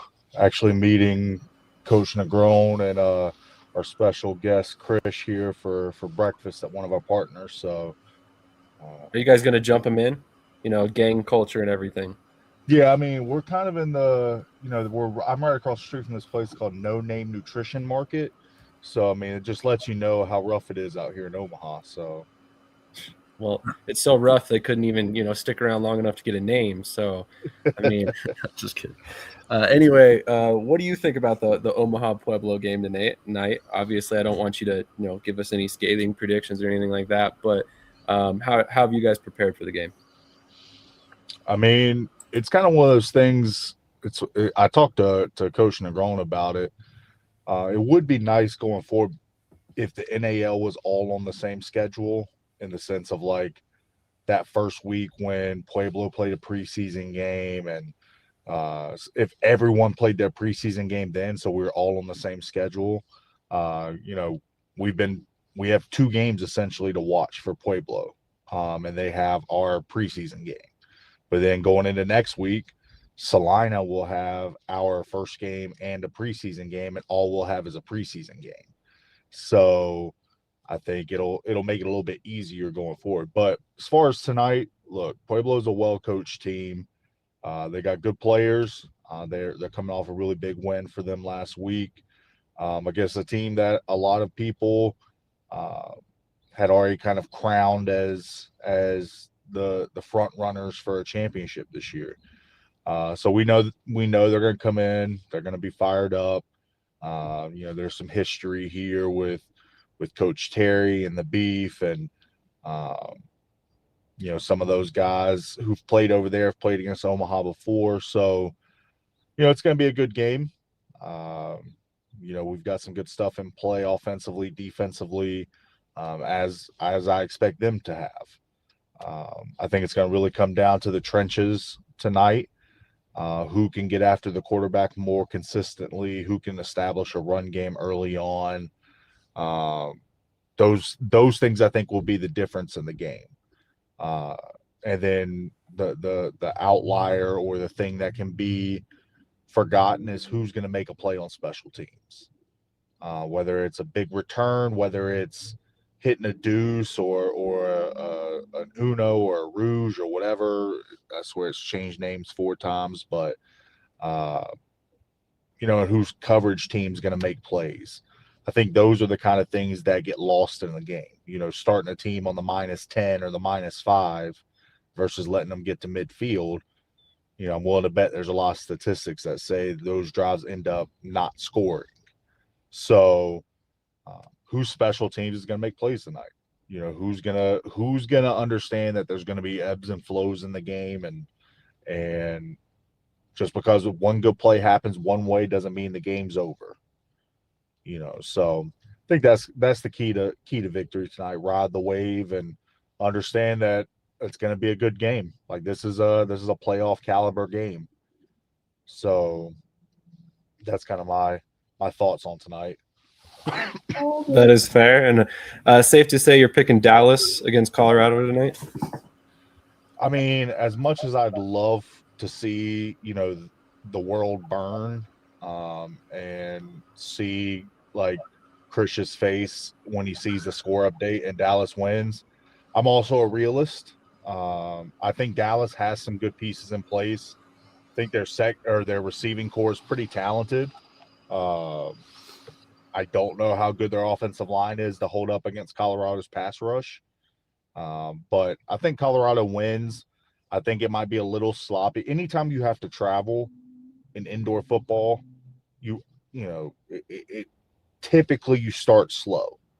And Colorado, you kind of saw that a little bit last week. They started a little slow against Pueblo, and that was going an hour and a half down the road. Now they're traveling to Dallas. Their first 4 games are on the road. So I think I still think they take care of business because I think they have a better overall team, but I don't know if it's going to be like what we saw from Sioux City Amarillo last night. Which I do think Amarillo would have been a little bit better off if their quarterback doesn't get hurt in the first quarter. Yeah. But I could see it being a 2-score game. Maybe Colorado gets one late and pushes it to 3 scores. We'll see. I mean, I think it's going to come down to coaching and does Colorado bounce back, or do they let one bad game turn into 2 bad games? Yeah, that's fair. That's fair. I don't think that's going to be the case tonight, but yeah, like you said, it depends on what they do, with another travel game. So we need to hit the hard hitting questions. CJ, if Omaha loses tonight, are you firing yourself?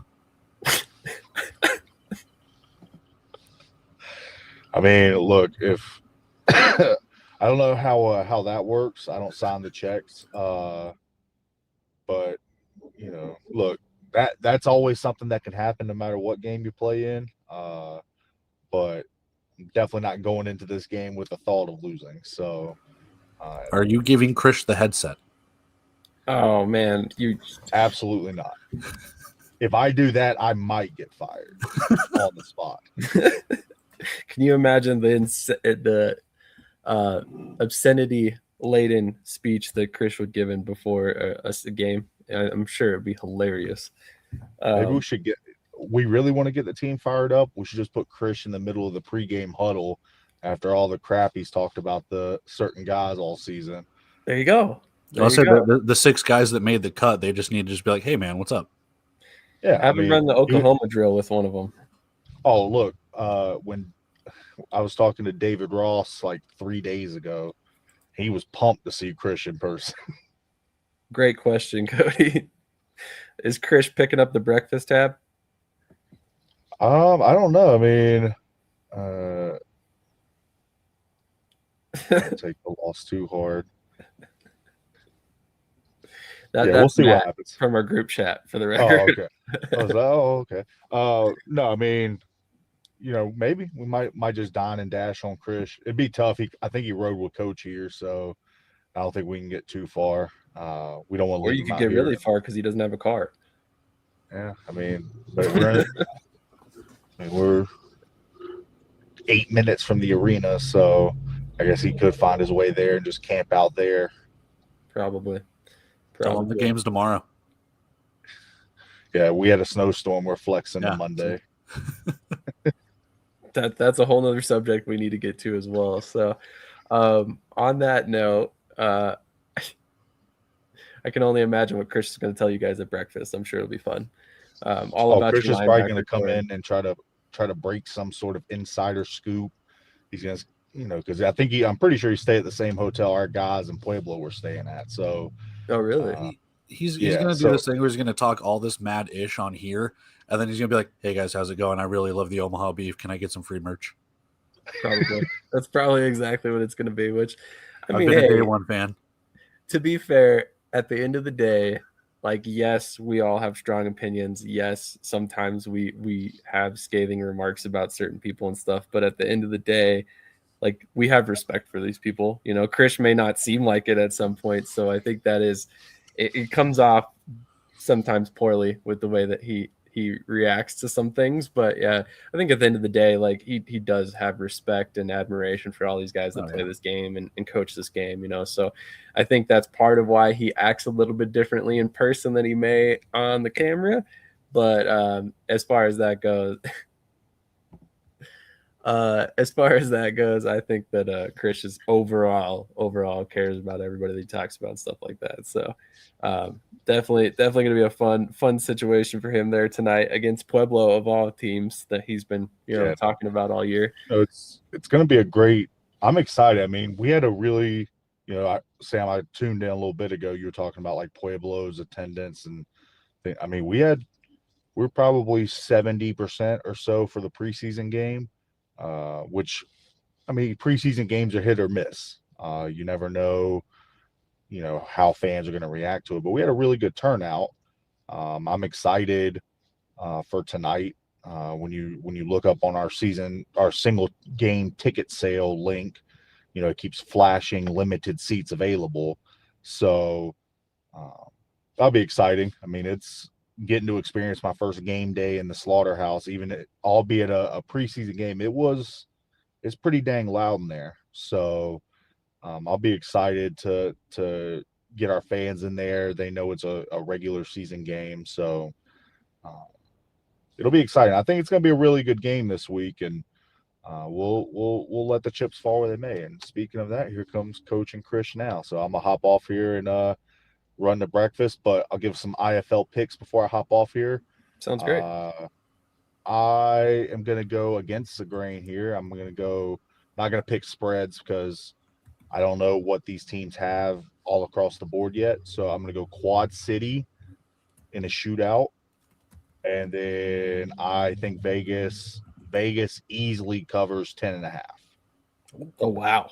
10.5, huh? 10.5, 2 touchdowns. I've got I think when you're comparing Jaden DeLora to Liam Thompson, yep. I think Jaden just has experience. Like, it's a team that is retooled versus a team that's kind of in a rebuild. And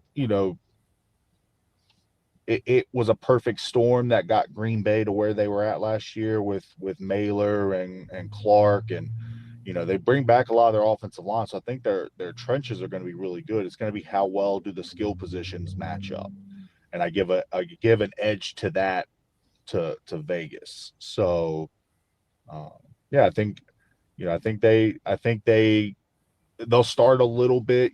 First game you got to kind of work through some things, but it's hard to bet against the reigning champs to not cover when they're bringing back a MVP.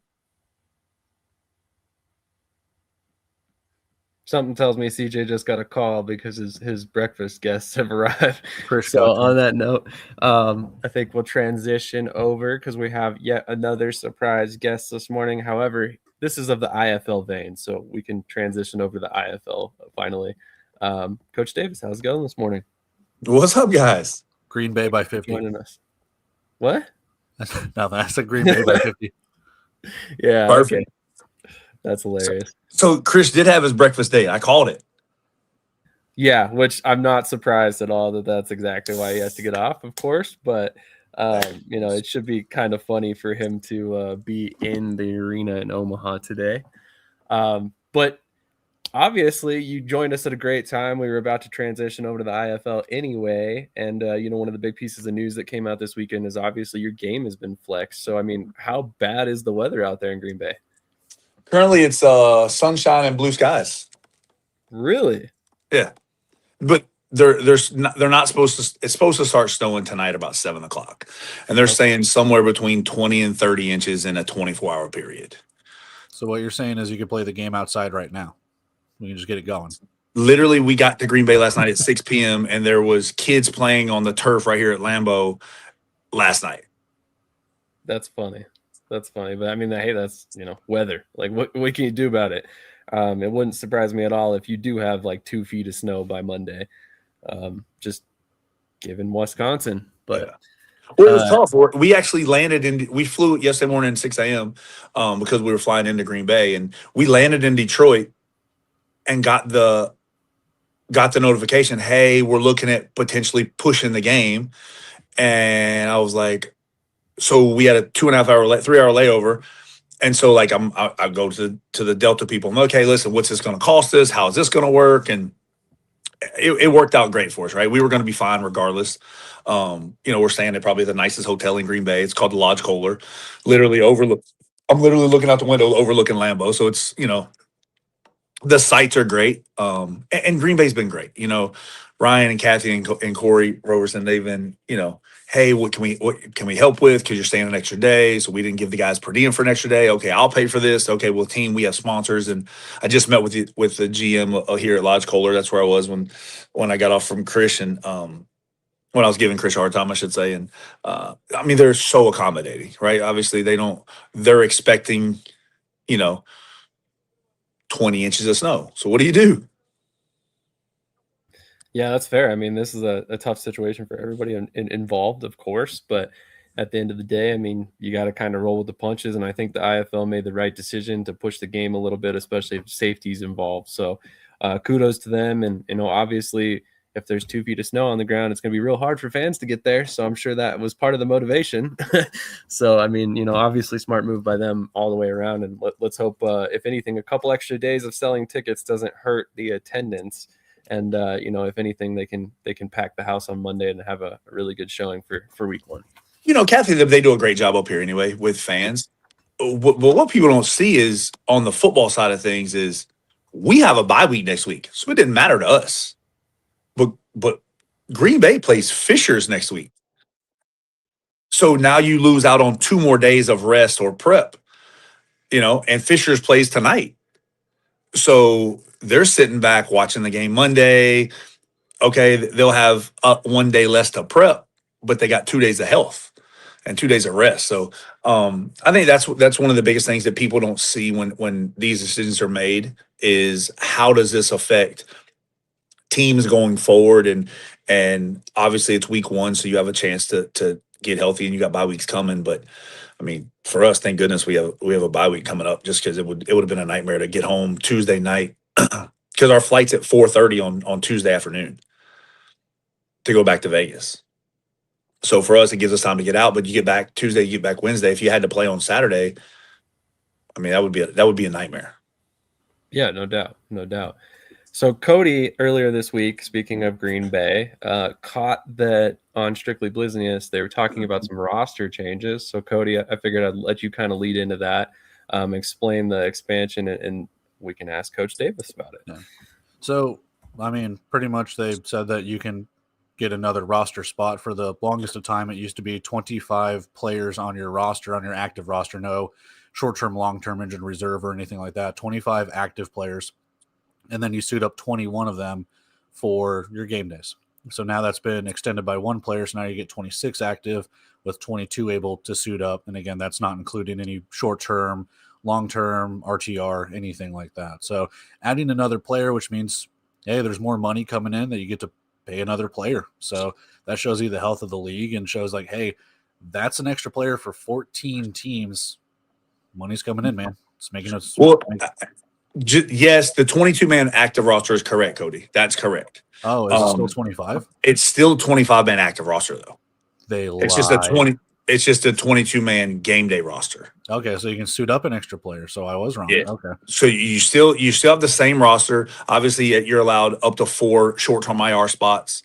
And then you figure out, for us, we always dress the same way, so it gives us another little more roster flexibility. Do you want to dress an extra DB, a skill guy, a big guy? Like, who knows what your needs are week in and week out. Right. So it just gives you, when you get ready to say, and I know you hate overnight and stuff like that, but trust me, it's going to be a great platform. But when you, okay. So when you add in Yahoo Sports and overnight, what do you do if you go in with 3 O linemen and you don't have a D lineman that can cross train and play D O line? Right. The product is terrible. It's just like some teams who dress one quarterback. Well, if your quarterback goes down, you're terrible. Yeah. Now, for the sake of the business, most people's starting quarterback goes down. Most teams have a backup quarterback because he's a backup for a reason, right? Last year we were fortunate enough to have two starters, right? Obviously, Jaden's takes over. It's Jaden's team now. It is what it is.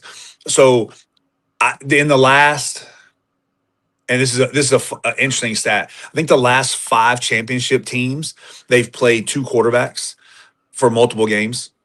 Like they've had a different starter. They hadn't had the same starter for the whole season. Yeah, you probably have to go back to Massachusetts with Alejandro Benefield, right? But at that point, Benefield actually broke his jaw. That's right, yeah. So it would actually be Drew Powell in Iowa way back. That's right, yeah. So that's why people, some people are like, oh, we don't have, you can't keep a comparable backup. That's not true. Like you have to understand how to spin it and how your situation works, because everyone's situation is different. Do you agree, disagree in a sense, kind of like what Green Bay did? It's not like Green Bay invented this, but like I mentioned this in the preview for Fishers in Quad City. Felix Harper's the only quarterback on the roster for Fishers, but they do have Jordan Davis, who's been kind of a quarterback wide receiver hybrid. They kind of had that last year with Max Myler and TJ Davis. And I mean, other teams have kind of done that now.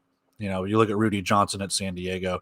Is that becoming more of a thing where obviously the name of the game is play as many positions as you can, but at the same time, is it more or less like, hey, do you want that specified backup quarterback that's been a quarterback, or are you okay with having like your wide receiver athlete style player?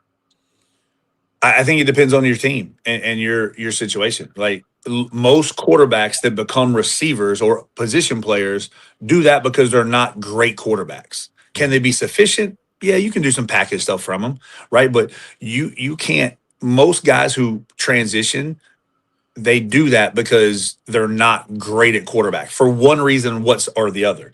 And then those guys, like the kid from Wofford, the Davis kid that Dixie and them have in Fishers, he's a stud, right? And he's transitioned, but he's very similar to TJ Davis. Could he get you through a game? Yes. Would it be longevity to keep you through a great season? I don't think so. And that's where you have to pick your poison. Do you, like Rudy Johnson was Love Rudy to death, but Rudy was pretty much a one-trick pony, and we lost to him. Like, no disrespect to him, right? But hey, I'm 85% run or I'm 85% pat. Like, what do you want to defend? So again, it comes down to, to each his own, and what's your preference as far as your team and how your teams run. And I mean, Sam does it, deals with it with Southwest and stuff like that. Like, you have to construct your team in certain ways that you feel that if somebody went down, who's going to back them up, or who's going to step in, and you're not going to have just a landslide of drop off. That's fair for sure. And actually, I'm glad that you guys brought up Jordan Davis, because I think he's a player there for Fishers, and I think he's going to be a good asset for them, assuming Felix Arbor ever has any sort of injury issues. But I'm actually very excited to see Harper with a full season as a starter there in Fishers. I think with him and Wooten, he's going to be a quality player for them this year. So it'll be very interesting to see. So obviously there's been a lot of news that came out from the IFL this week. And one of the pieces of information that came out was this new Capelli merchandise partnership. What are your thoughts on that? I mean, it seems like just another feather in the cap of the IFL this offseason. Yeah, I got a little hoodie, a little warm up for him. So Capelli's actually been around forever. Obviously, they're well known as far as like the soccer world and things like that. The quality of the product is fantastic. So for them, it's just another situation where you can get good quality merchandise that's going to have team logo stuff on it at competitive pricing. I mean, that's the one thing that Capelli does have, is they're super competitive as far as the pricing goes, and the gear is good. So another kudos to them. That doesn't take away from like Adidas or anything doing the uniforms or anything along those lines, right? No, Adidas is still our uniform provider and our game day stuff for coaches and players. It's just, what do you want? You want to give the guys some more gear to kick around in, or to wear, or to travel in, and like we have a travel suit. It's not from Capelli, because we had it done before the Capelli deal was announced. But it's just, it all depends on how are you taking care of your guys. Speaking of taking care of your guys, did that package ever get sent to TJ? Or we just the package is out. Actually, when I saw him on there, I was gonna put a tracking number in the comments, but I figured I'd wait to do that. Oh, that was awesome, Cody. I was not even gonna. Totally didn't even think to ask that. That's hilarious. I said last week, I was like, we just need to make it a weekly thing where Coach Davis just comments going, "Hey, your package is out this week, I promise." And it just never gets sent. Complete transparency, this is what happened, right? So I had gear, and then I only had certain sizes. Well, I didn't have any more extra large stuff. So I'm like, okay, I'll just wait till some new stuff comes in. And then, so now that everything's in and I got everything out, it's, he'll be taken care of. He'll be taken care of for the wait. Let's just put it that way. Oh, geez. Like he needs anything extra. Homer here on the show for us. But no, anyway, I'm sure he'll be very appreciative of that. He was like, man, what did I do wrong? And I was like, dude, I'm sure you didn't do anything wrong. Don't worry. Like, if he deals with Krish, I'm sure you didn't upset him at all. You can deal with anybody. You deal with Krish, you can deal with anybody. Exactly. Hey, what's the chances Krish doesn't make it out of Omaha today? That's the real question.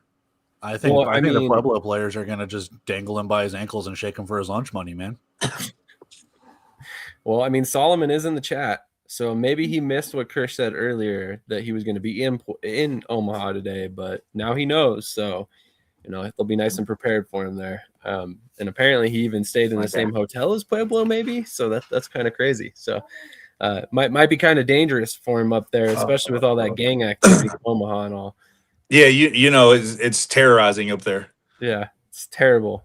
I mean, shit, we're talking to somebody who knows better than anybody, right? Spent years in Nebraska. Yeah, whatever. Gang activity. Grand Island and Omaha are two completely different places. Well, people forget I coached for the Beat for 2 years, for 2 seasons. True. Then you can attest to that, though. Grand Island and Omaha are two completely different. 100%. No questions asked. No doubt about it. That's easy. So, but anyway, Sam, I'm gonna jump off. Hey, call me when you're done with the show. I got some stuff for you. Okay. And then who you got tonight? Let me ask. As far as Southwest Kansas? No, I saw y'all play last night. Quad City Fishers. Yeah. Yeah, that should be a great game. I got Quad City. I think I'd have to look back at my article. I have you guys winning 56-42, I believe. And I damn near predicted the line that DraftKings came out with. I had you guys at a -1. I think I had Fishers projected a -3 because they're the home team, but I was off on that one. Quad City -8.5, I think. Yeah, that's crazy. Oh, damn. Steam Wheelers.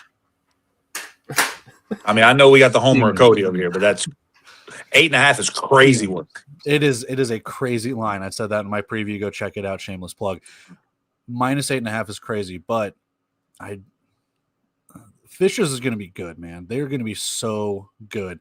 I can't go against Quad City though. I can't go against my team. But like I said in my preview, I think Fishers has every single aspect, offense and defensive line. If they can get that rolling, Fishers can win this game, and they can actually win it pretty well, like 10 points. I mean, I put nothing away from them. Like Quad City can go and make this thing. I'm worried about Quad City's offensive line. I know they bring back Krell, but who they're breaking in, we'll see how it goes. It's going to be a trial by fire for sure. I mean, we sent them a pretty good one in Ed Gatling. Yeah. And then they've got Lionel Davis over there too. So I mean, when I say I'm worried, it's not like they're going to fall flat on their face or anything like that. What I'm saying is, like, can they do it for 4 quarters? That's how it's going to be for me. It's going to be one up front. I can promise you that. Whoever wins is going to have a better game up front. Oh yeah. And I know Fishers is massive up front. You got a couple of those guys from Mass, like, you know. And then special teams is going to be huge. You lose Kyle Kaplan, who hit so many deuces, was very, very accurate, all things considered. They bring back Colin Sutherland. Jan is a dude now. I got to see it. I got to see it. So, yeah, like I said, I'm not holding my breath necessarily. I'm not saying it's going to be bad, but if he can do what Kyle Kaplan did, oh yeah, I'll go get a Jan jersey. I'm going to say his leg is stronger than Kyle Kaplan's. You think so? Okay. Yeah. Okay. Now, accuracy is, having a big leg is Ben Derby's probably got the biggest leg in the league, right? Strength wise, him and Andrew Mevis. But that doesn't always translate. Right. So it's, but at least he'll have the ability to produce and kick him. So Krish says he's coming to Vegas next if you guys don't win. I don't know what that means, but he'll come say hi or something. He might be hiding in Vegas. That's fair. Like after this Omaha Pueblo game, but we'll see. Exactly. He's got to go into witness protection for gangs. Krish is not allowed to come to Vegas until he's of age. That's fair. He's got a couple more years then. Exactly. We're safe for a few. There you go. There you go. Well, definitely thank you. Appreciate you guys coming on, and I definitely didn't expect it. So definitely, like I said, appreciate everything you guys do for us. Not a problem. Likewise. All right, guys. Have a great one. Man, see that's what's kind of cool about this show. You just never know who's going to pop on. We didn't know Mike Davis or CJ were going to hop on. So kind of cool that we got 2 coaches on at a whim, with the fact that they're both playing games this weekend to kind of kick off their season. So that's really cool. Appreciate both of them for jumping on. That's what you get here. We have a very good support system inside some of these leagues, as you can tell, and we're very appreciative of all the coaches and people who take some time to hop on here and talk with us. So thank you to Coach Davis, thank you to CJ, thank you to Coach Higgins as well. But now we can get to possibly the funnest part of the show for everybody here, the betting segment. As Cody alluded to a couple minutes ago, this spread on the Quad City Fishers game, we talked about it just a little bit. You said, in your opinion, hammer that money line or that spread for Fishers. Why do you say that? What's your thought process here? So, again, shameless plug. Go check out my preview on In the Alley. It's the reason I'm on here, not just to plug my stuff, because I also know ball sometimes. For Fishers, they do have a huge offensive line. They bring back, LaQuinston Sharp, Daryl Simmons. But they also bring in Navon Donaldson and Dante Lucas, former Massachusetts Pirates, former Tulsa Oiler, Kerry Reynolds. That offensive line is going to be huge. We also know that defensive line for Fishers is going to be tenacious as well, man. Like, what Fishers has in the trenches could determine how this game goes. Excuse me. we know the two-headed running attack that Josiah King and Dominic Roberto are able to do with running the ball. This game's going to be close. This game's going to be closer than some people think. This could also, and I said it in my preview, this could be like how I see it going one of two ways. Either it's a very close, low-scoring game, or the defenses are on a learning curve, and we're going 40, 50 points here for either side. So for me, I'm leaning more towards that barn burner because who doesn't love points? But for me, it's like I think both these teams can run the ball very well. But when you start getting into that second half, whatever adjustments, when you get to that third, fourth quarter, is Quad City's offensive line going to wear down having two rookies on it? You know, how good is Fisher's in the trenches? Their secondary is rebuilt. We know Quad City's secondary is rebuilt.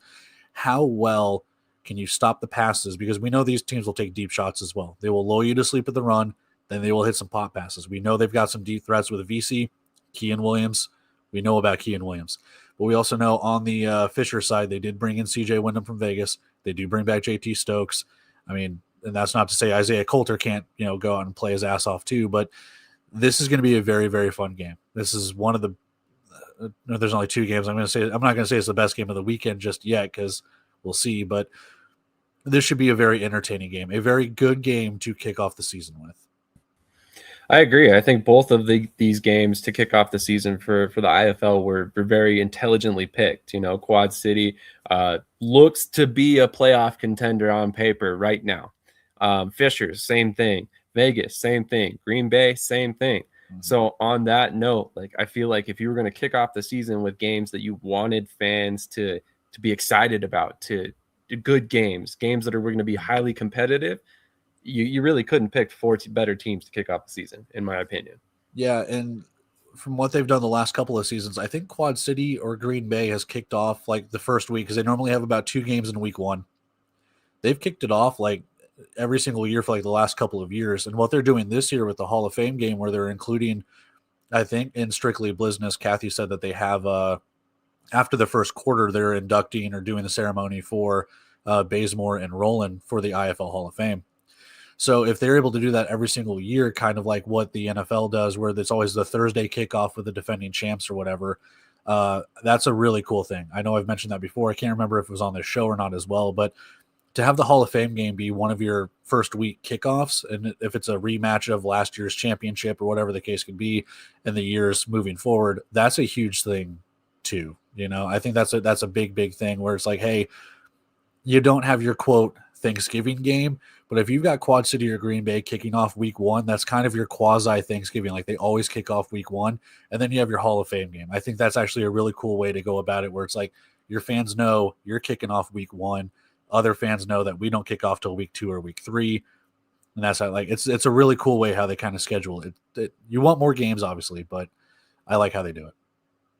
I think it's okay. I mean, I think from a league perspective, you look at it this weekend kind of, for lack of a better term, wets the palate of the fans, right? They're here's your little bit of a taste of indoor football after the whole off season's been off, for our league.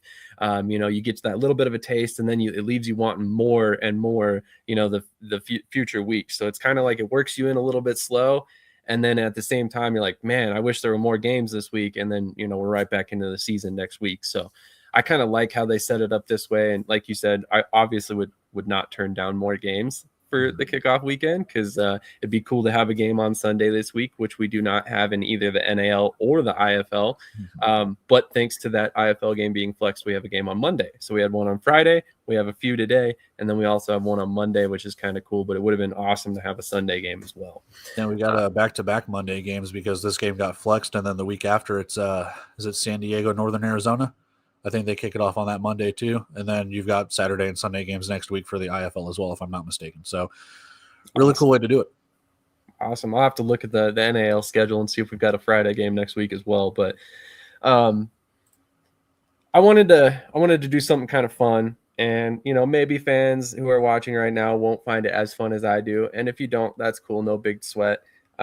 I made a couple bets on the IFL last night, but I left some money in my account specifically because I want some suggestions from the people watching. What should I bet on in the IFL? We're writing articles based on our bets. We're going to be doing it weekly. It's going to be called the Shady Sports Network Alternative Betting Guide. It is up right now.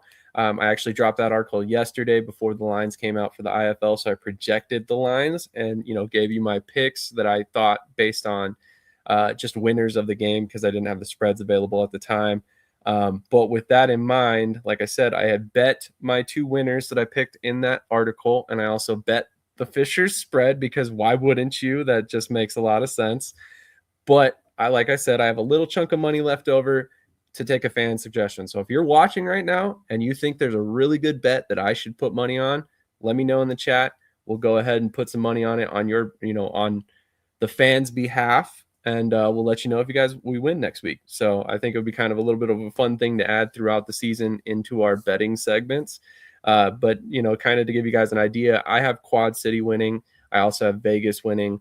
In my prediction, I think I have Vegas winning by 14. So I just went ahead and took the money line with them, took the money line with Quad City. And then as mentioned before, I took the Fishers Freight spread just because I think all of those are pretty safe bets coming out of this game. But what have you bet on this week, Cody? Excuse me. So again, in my preview, I bet plus 8.5 for Fishers.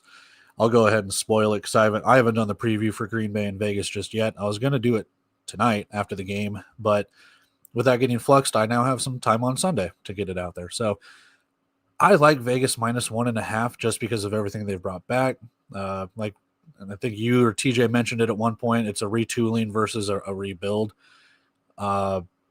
I think Vegas can do that. Now, I don't want to just sit there and say Green Bay is bad because, lest we forget, Green Bay has brought in quite a bit of Bay Area Panthers, and some of those Bay Area Panthers have some championship pedigree to them. So I like with what Green Bay has brought in when it comes to, we'll probably just turn this into a preview between Vegas and Green Bay, but like with this, it's just with what Green Bay's brought in, what they've brought back, I think it's something that they can compete. Surprisingly, I have them in the playoffs. I don't know if they can do it in this game. I don't like the money line's kind of weird to me when they've got the spread the way it is. But at the same time, how many points is Green Bay going to score against Vegas? Vegas' secondary, they lost a lot to the upper leagues. I don't know. Part of me is just like, hey, the safe one's going to be take the spread with Vegas. But if you want kind of a riskier one, I'd almost go under 94.5. I don't think they're going to score as many points. I don't think Green Bay scores 40. I don't think Vegas scores 50. With everything that we have, you can see Vegas winning. They can win convincingly, and it might not even hit that 94. That's a lot of points in the very first week of the season with a lot of players getting acclimated. Agreed. And I do think that, so I have my favorites in both of these games, but I mentioned before that I think any of the teams playing tonight or this weekend could win. It wouldn't shock me in the world. It wouldn't shock me at all if Green Bay beat Vegas. It wouldn't shock me at all if Fishers beat Quad City. But I think we're in a situation where I think both of those teams or all 4 of those teams are well set up to find success. But I do think, you mentioned it. I'll mention it again. When you look at the quarterback situation for all of these teams, you have to kind of wonder, Quad City has Daquan Neal coming back, who started the entire season for them last year. He's also got improved weapons, in my opinion. They've also got Jared Ware returning in the run game. So I think that along with their offensive line returning as well, or much of it returning, at least the key pieces, Joe Crawl, like mentioned before, I think that Quad City is going to be a very talented team. I think they might be one of the best teams in the league, depending on how things shake out this year. So I think that it's hard to sleep on them against Fishers, even though they're on the road, which is why that I said Fishers was the favorite just based on projected betting lines because I assumed that DraftKings was going to favor the home team. But I think DraftKings also has paid attention to what has been going on in the IFL the past couple seasons, and I think that they're looking at Quad City as a competitor right away, and I think that the line speaks to that. So as far as that goes, I see no problem with anything they put up there. And then in the Vegas game, very similar situation to what you said earlier. Jaden DeLora, has had a full season in that Vegas offense, a full season of coaching from Curtis Chin. He was the guy that they chose down the stretch to take over before the playoffs, and then ultimately, went on to have a really good playoff run. So I think that he has a little bit of an edge over Liam Thompson, who's learning a completely new offense in Green Bay. after spending last season as a complete backup in Bay Area and not really seeing the field. So I think there's a little bit of a adjustment path there for him. I think he's going to be better than a quote unquote rookie. But at the same time, I think that Jaden Delore is going to come out and he's going to look like a seasoned quarterback that's comfortable in the pocket and ready to play at a very high level right out the box. Now, Coach Davis last week did drop a little bit of a nugget in the comments. He did say something like, that's even if Liam Thompson is the starter. So whether he's trolling or not, I mean, in my opinion, I think he's looking at that as Liam Thompson actually going to be the starter. Yes, he only started one game. That's more experience than the other two quarterbacks on the roster. But that's only one game. So is he actually the starter? Is it going to be Brown? Is it going to be Stenstrom? We don't know. So until Green Bay trots that quarterback out there, I'm not necessarily sure who the starter is. Like I said, just based on previous experience and the fact that Liam Thompson was with Bay Area, he did start a game and was a backup the entire time to I'm blanking, Josh Jones. That, he's there. I don't know if that pencils him in automatically. I just base it off prior experience and scheme fit and stuff like that. So, yeah, I mean, the trenches for Green Bay are going to be nasty. How does that secondary? Green Bay's secondary got raided. Kevin Ransom's over at Quad City. Nigel Canada and Cale Jackson are over at Tulsa. And I can't remember the other one that they lost to. Oh, Mamadou Mbai, I believe, got released. And it's like they've got to redo that entire secondary. And they did bring in Frankie West from Bay Area, but the rest of it's pretty much rookies.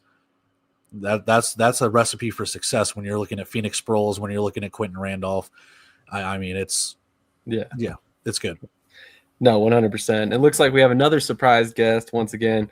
Gotta love this show. There's a reason why we use a reoccurring broadcast link, and we are joined by Trey of Off the Wall. Trey, you're going to be at the Fishers game tonight, so I imagine you have some thoughts on that one. But how are you doing this morning, man?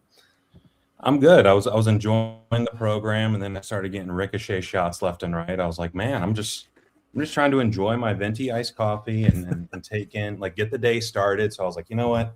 Let me hop in here. Let's have a chat. Let's see what the boys are up to. What color lipstick are we doing? Well, sticking to the theme, since I am in Fishers, I'll probably go with a combination of blue and yellow today, maybe a striped pattern. We might get funky. Yeah. You want coral blue number 5 from SpongeBob? I think so. Yeah. If you can get that over to me in Fishers, I'll give you the address. That'd be nice. There you go. There you go.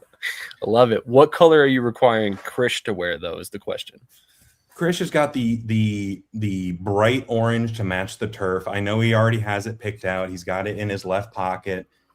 He's got it at breakfast right now as he has his phone propped up on his orange juice while Negron and CJ Kane are trying to talk to him and get in his ear. I know he's not having it, but talking on the Fishers game tonight, I agree with Cody. This Fishers team is really, really stacked, and I'm actually at the same hotel as the Quad City Steamwheelers. So I went down to breakfast this morning and ran into Malik Duncan, ran in to a couple folks from Quad City, and they're feeling good. They're loose. They're having a good time. But this environment's going to be electric. And personally, I thought this line coming out probably would have been Quad City -3.5, -4.5, just looking at the team on paper. So seeing that it came out as 8.5, I'm like, man, that's a lot of value in terms of 3.5 to 8.5 is massive. So strictly from a value perspective, I love Fishers 8.5. I still think Quad City probably wins this one just based on pure talent and everything and how that stacks up. But when you were asking about bets, Shady, I wanted to hop on here and throw a little tidbit at you and just let you ponder it. Okay. Week 1 unders have not lost in the IFL in 3 years. That's a good thing to ponder on for sure. Unders in the IFL in 2024 started 8-0. It lasted over 2 weeks before it total hit the over. Last year, I think it was Jacksonville, Mass. It was Green Bay. Whatever combo it was, all the unders hit. So to me, that says that defenses have a little bit better time adjusting out of the gate, and it takes time for offenses to get into a rhythm. So you look at Vegas, Green Bay. I think Vegas won't have a problem getting into a rhythm because you're returning QB1, wide receiver 1, and you're loading up with Offensive Player of the Year and Josh Thomas. You're bringing in Deshaun Sotomayor, right? So you're bringing a ton of talent. I think Vegas holds up their end of the total. I'm not sure Green Bay does the same. So if you're looking at Vegas Green Bay as a total, 94.5 is massive. I probably would have knocked 15 points off of that and still taken the under, just because it takes time for these teams to get adjusted. So I love that 94.5 line. That's a good thought. That's a good thought. I honestly typically do not bet on the over-unders myself, but man, 94.5 points. See, I have them scoring. Do you see this game going 50-45? I actually have it at 56-42. I don't know. That's like for this game, if it's 94.5, you're asking both these teams to score 47 points and one scoring 48. Just for the over-under for halvesies. And because it's a 1.5 spread. Like we're asking Green Bay with a new quarterback and a new running back to put up 47 points against the defending national champ. Now, again, like I said, I like the trenches. The offense and defensive line for Green Bay should be very, very good. But that secondary for the Blizzard, I mean, like I said, it's Frankie West and then a bunch of rookies. Yeah, that's huge. And as I said, if the offense for Green Bay can figure it out a little bit, that secondary is kind of ripe for the picking for what Vegas has lost. But that defensive line for Vegas, it's good. There's a reason why Vegas's defense has been poached for the UFL and the CFL for the last couple of years, man. It's insane. Gotta respect what Coach Davis does there in Vegas. He definitely has a knack for picking out players that are headed back outdoors, and obviously his connections outside of the IFL don't hurt. He was once a CFL coach, so I'm sure he has a lot of connections up there that help get players looks that they may not otherwise get. But that's kind of the name of the game, and they've done it to perfection over the past couple of years in terms of getting guys there that have that outdoor ability to play in the next level. But so I have to ask then, if we're betting on the unders, do we parlay both of them? The Quad City Fishers under gives me a little pause. That's fair. That's the one where I'm like, streaks are meant to be broken, right? So that if any game is going to do it, it feels like that's the one, just because in Vegas Green Bay, you have a quarterback question for one of the teams. In Fishers Quad City, there is no quarterback question. You're returning guys who ended on a very strong note in 2025. Quad City, 1 or 2 plays away from being in the IFL National Championship game, right? So it seems like both of these offenses are probably going to have it a little bit easier of a time getting established and getting into a rhythm, just because it's a lot of continuity from last year. But still, it just feels like for the sake of the bit, I would say yes, parlay the unders, just because just go with it and see if week 1 unders can be an immortal lock for years and years to come. That would be hilarious. But yeah, I do like the Fishers 8.5 a little bit more than the under. So I do have this one thing.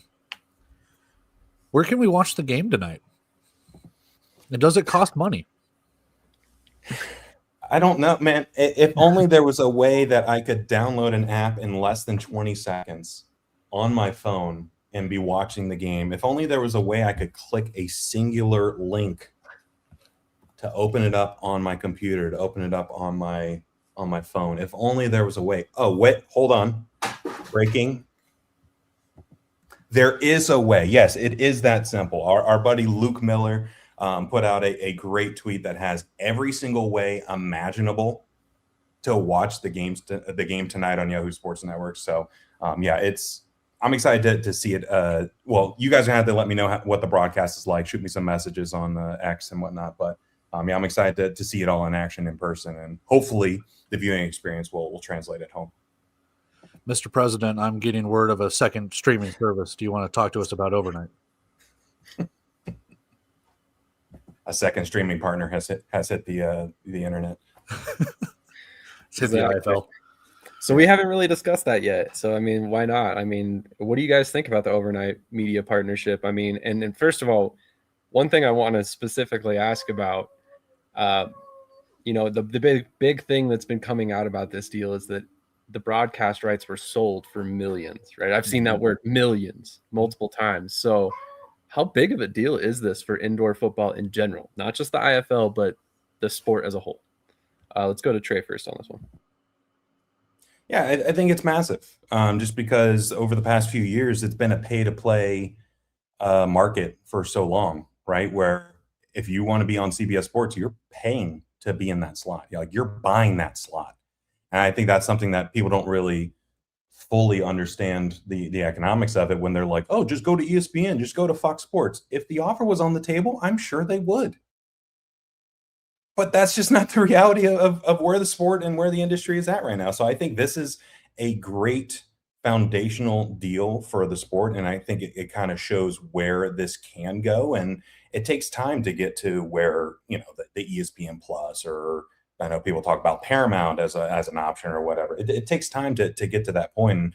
And I think setting the precedent that our media rights are being bought and we're not having to pay people to please watch our product. I think that's going to be massive for the league for years to come.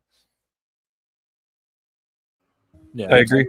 It's huge. Like, to Trey's credit, like, you're getting paid to broadcast. Like, and from the Yahoo article, the IFL still broadcasting. Everything is through the Indoor Football League Network. They are broadcasting everything. They're just putting their stuff on Yahoo. They're just putting their stuff on overnight. So it all culminates back to the Indoor Football League. They're just pretty much saying, hey, we'll give you money if you just put our games here. And that's pretty much it. Like, you're getting paid a lot of money to sit there and say, hey, here's half of our games. What company wouldn't do that? I mean, I know it sucks for the fans. I do. Because like I said, I was in that part last year where I was like, $30 for the Indoor Football League. This is blasphemous. But like I said in my video about it, was like, but when you put that in the context of last year, they were taking games for free off of YouTube and putting it behind a paywall. Well, the paywall is already there. So now you're still going behind a paywall. It's no different from last year to this year. And people are still kind of throwing a stink about it. Yes, it's more money. I get that. But once you've opened up that can of worms, it's not going back. And that the league's going to do it, the league's going to do it. There's not really much you can do unless you just don't want to watch it, which, a side note to that, you can still watch everything for free. I think that's something that's not part of it. You can still watch it all for free. You just have to wait a week. So if you are really stringent and be like, I don't want to pay any money for this, go create an IFL Network account. You can watch the games for free. It will just take you a week. You don't get to be current with everything like that, but you still get to watch the games for free at the very end of the day. I want to pull up something real quick, and I think it's very important for fans to see personally, because I think a lot of people are like, well, why do you make these partnerships? Why do you put your games where it's hard for us to get them? Well, this is why. Okay, this is Yahoo Sports website, right? Let me pull that up real quick a second. And this is how prominent the IFL is. Right there at the top bar, you've got the NFL, NBA, college basketball, college women's basketball, MLB, NHL, boom, IFL right there. So, I mean, I think that's a pretty big deal. Then you go over to Overnight Media and click right here. Boom. First thing you come to, that is literally, if you go to Overnight Media, this is the first image you will see. Vegas and Arizona Rattlers talking about the IFL Hall of Fame game. So I don't think that there's any question that this is growing the game. I don't think there's any question that a lot more casual fans will see it, and I'm not going to sit here and say that I'm an expert on Overnight Media, but if they're paying millions to broadcast these games, you have to overhear that deal. You have to at least take them to the table and have that conversation, because one, we all know that indoor football is not a lucrative game currently. So a lot of these ownership groups are losing money. And as Trey mentioned, as Cody mentioned, they're paying to broadcast. As Coach Davis mentions right here, they're paying to broadcast, to get all this talent on camera, all that stuff. It costs money. So does that Overnight Media deal then offset all that cost? Because if it does, that's a huge win. Now, you get a high-level broadcast on multiple platforms, and in turn, the league's making money. So one thing I do want to say about that too is there were, from what I have heard, so take this with a grain of salt, rumors, blah, blah, blah. One thing I have heard was there were streaming partners like ESPN or Paramount or people like that went like, hey, we want your product, but we're going to do it middle of the season. And the IFL is like, well, what do we do with the first half of the season? So they went with Overnight, because Overnight was like, we're going to do your entire season. So again, take that with a grain of salt. I'm not trying to speculate. That's what I have heard. So if that is true, then yeah, you did have these big name companies on the table, and maybe you have that in a couple of years, but overnight's taking that spot. Yeah, I had Jared Whitman on the Off the Wall this past week, shameless plug, to talk about the streaming deals and overnight and all that stuff. So he dives into it a lot more in depth, and obviously he's the one kind of making things happen with the league. So go check that out after the stream is done, of course. But yeah, I think that's a great point from Coach Davis in the chat, is that they're really taking a swing for the fences this year with the folks that they're bringing in to elevate the game presentation wise and give the game a little bit more credibility, right? Where a new person watching the IFL for the first time and turning it on and seeing Mark May on a broadcast or seeing Danny Cannell on a broadcast, that's going to hit a little bit different with some folks that remember those players, that remember them being on ESPN or being an analyst, right? It gives it a little bit more credibility. It gives it a little more ethos from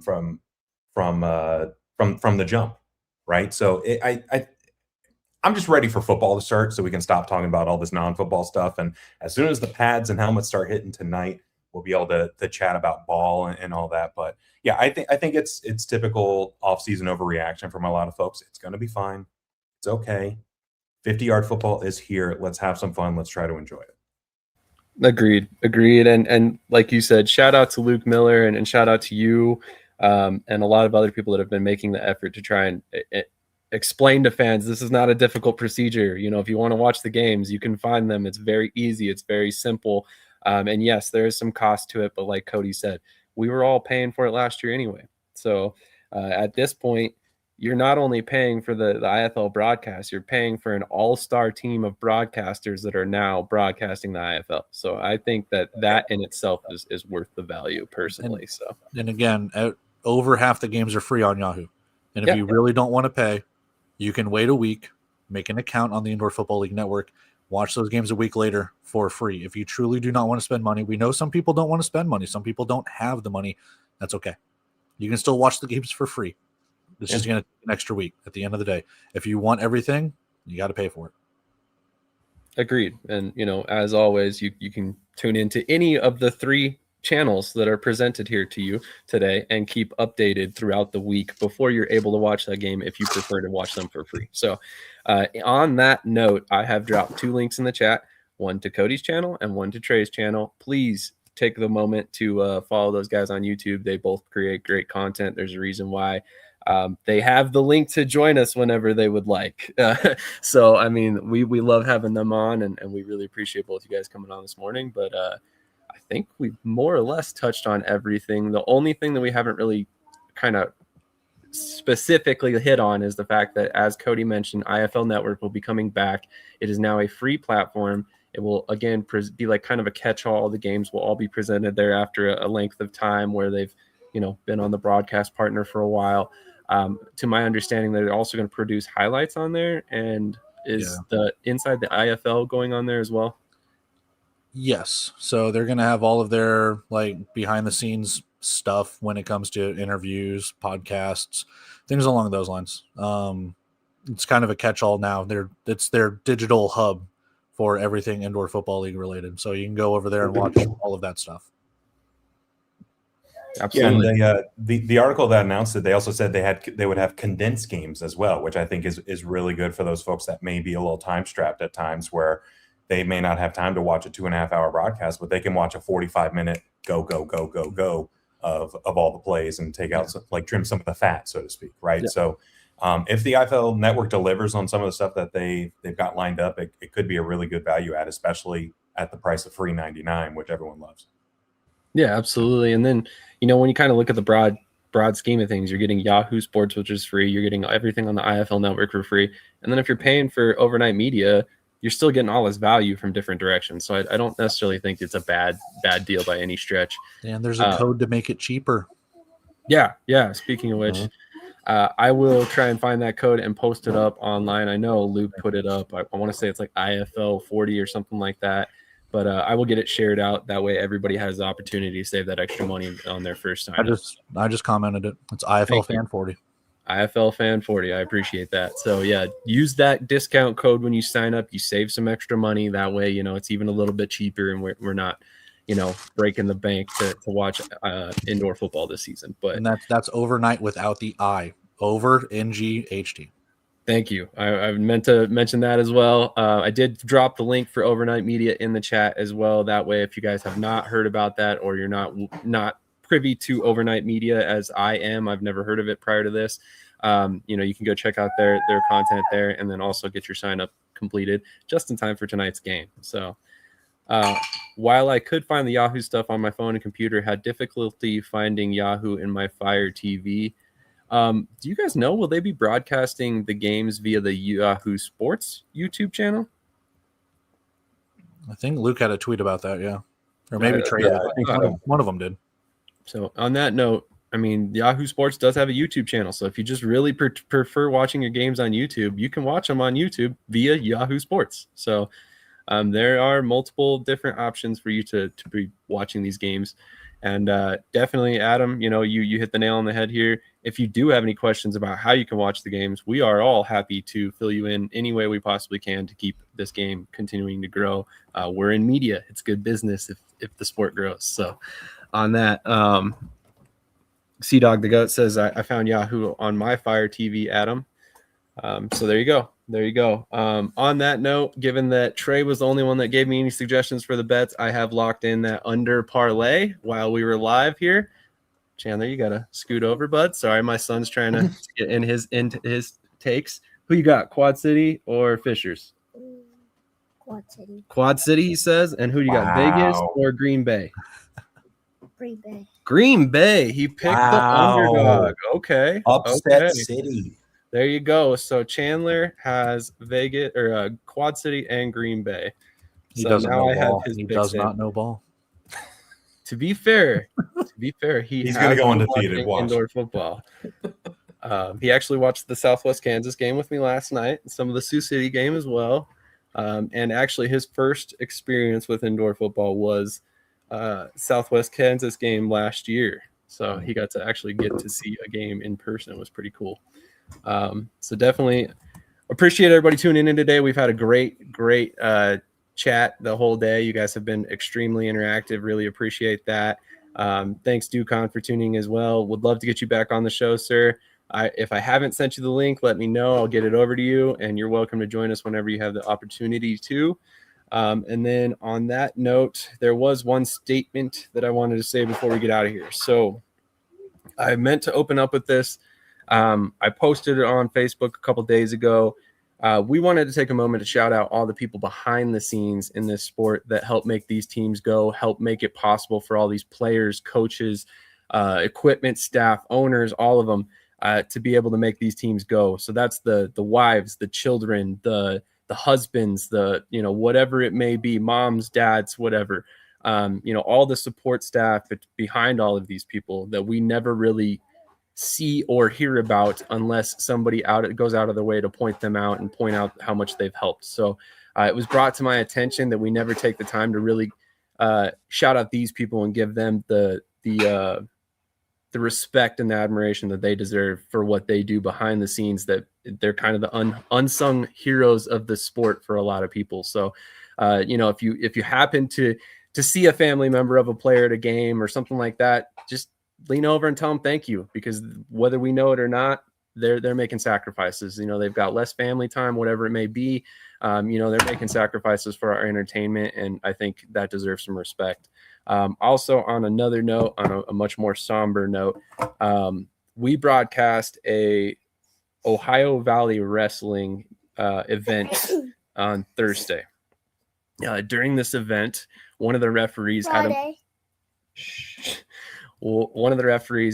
a medical episode. He collapsed to the mat. It was broadcast live, so obviously this entire situation was live on our broadcast as well.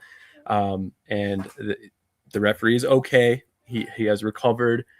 His family put out a statement, but the unfortunate side of that is people who are clip farming, who are looking for clickbait, stuff like that, had caught on to our broadcast before I had the chance to remove it. And at this point, they have clipped our video several hundred times and put our logo out online. So we are kind of asking for your guys' help. If you see our logo on a video on any wrestling account that is not ours and it involves that episode, we do not have that posted anywhere. We did not give anybody express permission to post our content anywhere with our logo on it. And if needed, we will be pursuing legal action against anybody who refuses to take it down. So if you see that stuff, please contact me. Please let me know. I'm personally going through and reporting every single post I see with it on it because, first of all, his family deserves that privacy. Second of all, this is illegal. And third of all, this is not what we want in sports. Like, I don't understand why anybody thinks it's okay to post stuff like that and try to profit off of it. So I would never dream of that. I just want to make that very clear. We are not trying to profit off this situation. I wouldn't want to, even if I could. That's why we have deleted every video that we had of the incident. It is no longer found anywhere on any Shady Sports Network media. And like I said, I will be doing everything in my power to remove it online. So not exactly the topic I wanted to touch on, but sports, crazy things happen. It was not that long ago that we saw the Damar Hamlin situation on ESPN. Sometimes this stuff happens, but at the same time, my heart goes out to his family and the man himself. I believe his name is Dallas Edwards, if I remember correctly, because that's an incredibly scary situation that I have, I've lived through. I've had family members have medical episodes similar to what he experienced. Obviously not on live TV, so I didn't have to deal with that afterward. But let's have some grace. Let's show his family some grace, and send our well wishes to the Edwards family. So, like I said, not exactly the note I wanted to close out on, but I appreciate everybody for tuning in today, and I wanted to get that out there because it needed to be addressed. But we will definitely catch you guys in the next episode next Saturday. Any final thoughts from you guys before we get out of here? Yeah. Monday is my daughter's birthday. So I just want to say happy birthday, Harper. You are 4 years old. If you ever watch these 3-hour-long football videos ever in your life, I just want to wish you happy birthday, baby. I can't wait to celebrate with you. Happy birthday. It was Harper, correct? Happy birthday, Harper. Just slightly younger than my kid, so that's awesome. Also, while we have a moment, I forgot to mention this earlier. It sounds like Cody and I have locked in accommodations to be at the Southwest Kansas Omaha game on the March 28th. So we were trying to get that all situated, and hopefully you guys will see us there. We should hopefully be producing quite a bit of content from that as well. So if you're a Southwest Kansas fan, come say hi to us on the 28th. If you're an Omaha fan and you happen to be in town for that, come say hi to us as well for that. Trey, any final thoughts? No, let's enjoy this weekend of football. If you're watching Quad City Fishers tonight, pay attention to the Zamboni. Oh, really? That's all I'll say. Now we know why he's making the trip out to Fishers. So yeah, that's definitely the only reason. The only reason. No other reason. There's no ice over there. What are we doing? You don't need ice for a party Zamboni, Cody. Come on now. Are you driving or riding? I might start off riding. I might GTA hijack that thing and just take it for a spin. I was going to say first one, then the other. That's awesome. That's awesome. Snow winds in Green Bay. I'm going to hit Chandler up for my picks. Let's do it. Adam, just say a Yahoo Sports Network on the Fire remote, and you should be able to find it. Well put, Sam. Great acknowledgement. You just have to scroll down a little, and you can find it, Adam. Big Boy Sports checking in. If anyone in the chat will be in Fair Park tonight, I'll be there. And then happy birthday, Harper from Texas Pete. So thank you guys so much for tuning in. We always appreciate everybody in the chat. It's always a great time with you guys every Saturday. Honestly, I wish there were more Saturdays to do the show. So with that being said, we'll catch you guys next week. And like I said, make sure you pay attention to the games you guys go to, because you'll probably see one of our faces, throughout the season. So we'll catch you guys later. And also make sure you hit Trey up for one of those off the wall stickers. Yo, what's good? Cedric the bus driver here. I don't know about you guys, but I know what I will be doing every Tuesday, Saturday, and Sunday. And Thursday nights too. I'll be over at Shady Sports Network, so catch up with me. Holla at your boy.